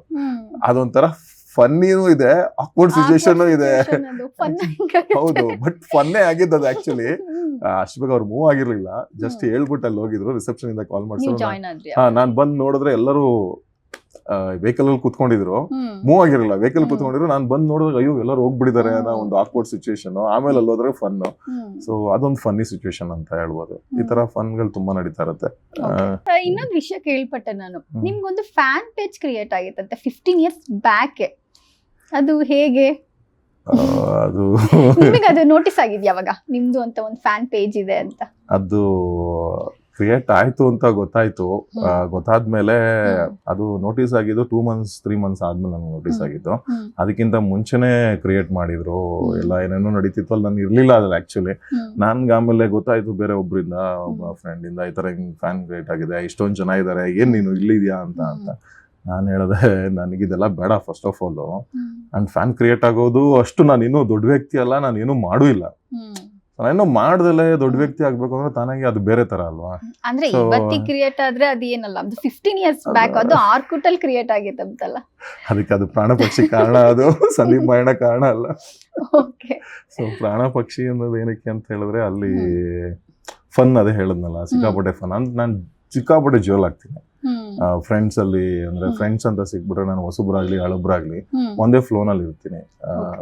ಸೊ ಆ ಫ್ಲೋ ಇಂದ ಅವ್ರಿಗೆ ಇಷ್ಟ ಆಗಿ ಅವ್ರು ಕ್ರಿಯೇಟ್ ಮಾಡ್ಕೊಂಡಿದ್ರು ಅಂತ ಅನ್ಸುತ್ತೆ. ನಾನು ಅವ್ರಿಗೆ ಹೇಳಿದೆ ಬೇಡ, ಅದು ಇದು ನಾಟ್ ನೆಸೆಸರಿ ಅನ್ಸುತ್ತೆ, ಯಾಕಂದ್ರೆ ಅಷ್ಟು ದೊಡ್ಡ ವ್ಯಕ್ತಿನೂ ಅಲ್ಲ, ನಾನು ಅಷ್ಟು ಬೆಳೆದಿಲ್ಲ. ಇಲ್ಲ ನೀವು ಅಷ್ಟು ನನಗೆ ಇಡಿಸ್ಬಿಟ್ಟಿದ್ರೆ, ನೀವು ಇಡಿಸ್ಬಿಟ್ಟಿದೆ ಅಂತ ಹೇಳಿದ ತಕ್ಷಣ ಅದು ಫ್ಯಾನ್ ಆಗ್ಬಾರ್ದು, ನನ್ನ ಆತ್ಮೀಯ ಸ್ನೇಹಿತರಾಗಿ ಗೆಳೆಯ ಆಗಿ ಅದು ತುಂಬಾ ಚೆನ್ನಾಗಿರುತ್ತೆ ಅಂತ ಹೇಳಿ ಅಲ್ಲಿಗೆ ಸ್ಟಾಪ್ ಮಾಡಿಸಿದ್ವಿ.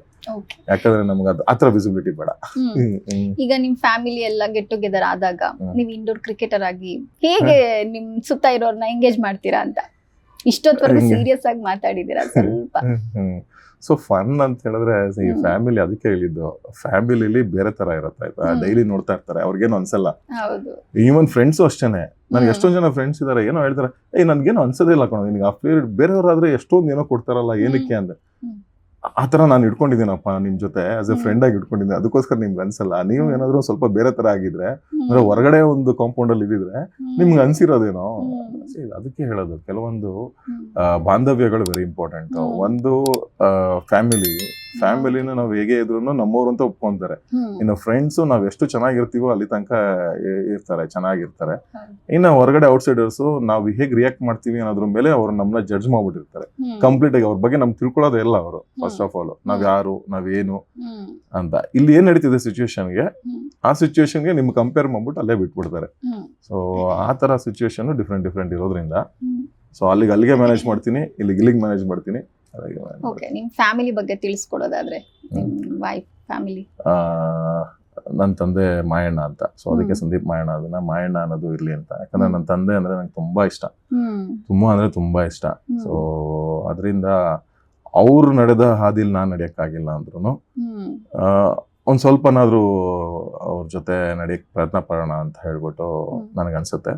ಅಂಡ್ ಯಾವಾಗ್ಲೂ ಅವ್ರನ್ನ ಬಿಟ್ಕೊಡಕ್ ನನಗೆ ಇಷ್ಟ ಆಗಲ್ಲ. ಸೊ ಅದಾದ್ಮೇಲೆ ನಮ್ಮ ತಾಯಿ ಇದಾರೆ, ಲಕ್ಕಮ್ಮ ಅಂತ. ಇನ್ನ ನಮ್ಮ ವೈಫು ಶೋಭಾ ಅಂತ. ಸೊ ಅವ್ರ ಮದುವೆ ಆಗೋದ್ರಿಂದ ಒಂದು 13 ವರ್ಷದಿಂದನೂ ಸಪೋರ್ಟಿವ್ ಆಗಿದ್ದಾರೆ. ಸೊ ಯಾವುದೇ ಏನೇ ಕಾರಣ ಆದ್ರೂ, ಎಷ್ಟೇ ಲೇಟ್ ಆದ್ರೂ, ಸೊ ಯಾವ್ದಕ್ಕೂ ಏನು ಇದ್ ಮಾಡ್ಕೊಂಡಿಲ್ಲ, ಬೇಜಾರು ಮಾಡ್ಕೊಂಡಿಲ್ಲ, ಅಷ್ಟೇ ಸಪೋರ್ಟಿವ್ ಆಗಿ ಹೇಳ್ತಾರೆ. ಯಾಕೆ ಕ್ರಿಕೆಟ್ ಆಡಿದ್ರೆ ಅಂದ್ರೆ, ಕ್ರಿಕೆಟ್ ಆಡೋಕೆ ಹೋಗಿ ನೀವು ಯಾಕೆ ಕುತ್ಕೊಂಡಿದ್ದೀರಾ ಅಂತ. ಯಾಕಂದ್ರೆ ಅಲ್ಲಿ ಮೂಡ್ ಸ್ವಿಂಗ್ ಗೊತ್ತಾಗ್ಬಿಡುತ್ತೆ, ಕ್ರಿಕೆಟ್ ಆಡಿದ್ರೆ ಫುಲ್ ನಾ ಕಂಪ್ಲೀಟ್ ಫ್ರೆಶ್ ಆಗಿರ್ತೀನಿ ಅಂತ. ಸೊ ಆ ತರ ಸಪೋರ್ಟಿವ್ ಚೆನ್ನಾಗಿದ್ದಾರೆ. 2 ಮಕ್ಳಿದ್ದಾರೆ, ಮೋಹಿತ್ ಅಂತ ಅಂಡ್ ಹಂಸನಂದಿನಿ ಅಂತ.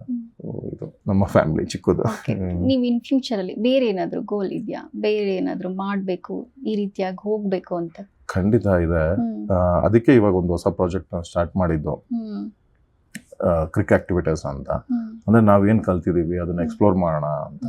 ಅದು ಅಲ್ದಲೆ ಇವಾಗ ಆಲ್ಮೋಸ್ಟ್ ಎಲ್ಲಾ ಕ್ರಿಕೆಟ್ ಅಕಾಡೆಮೀಸ್ಗಳು ಕಮರ್ಷಿಯಲ್ ಆಗ್ಬಿಟ್ಟಿದೆ. ಅಂದ್ರೆ ಕಮರ್ಷಿಯಲ್ ಅಂದ್ರೆ ನಿಮ್ಗೆ ಗೊತ್ತಿಲ್ಲ, ದುಡ್ಡಿದ್ರೆ ಆಡಿಸ್ತೀನಿ ಅದು ಇದನ್ನ ಅಂತ. ಬಟ್ ನನಗೆ ಆ ಕಮರ್ಷಿಯಲ್ ಮಾಡೋಕೆ ಯಾಕೋ ಇಷ್ಟ ಆಗ್ತಾ ಇಲ್ಲ.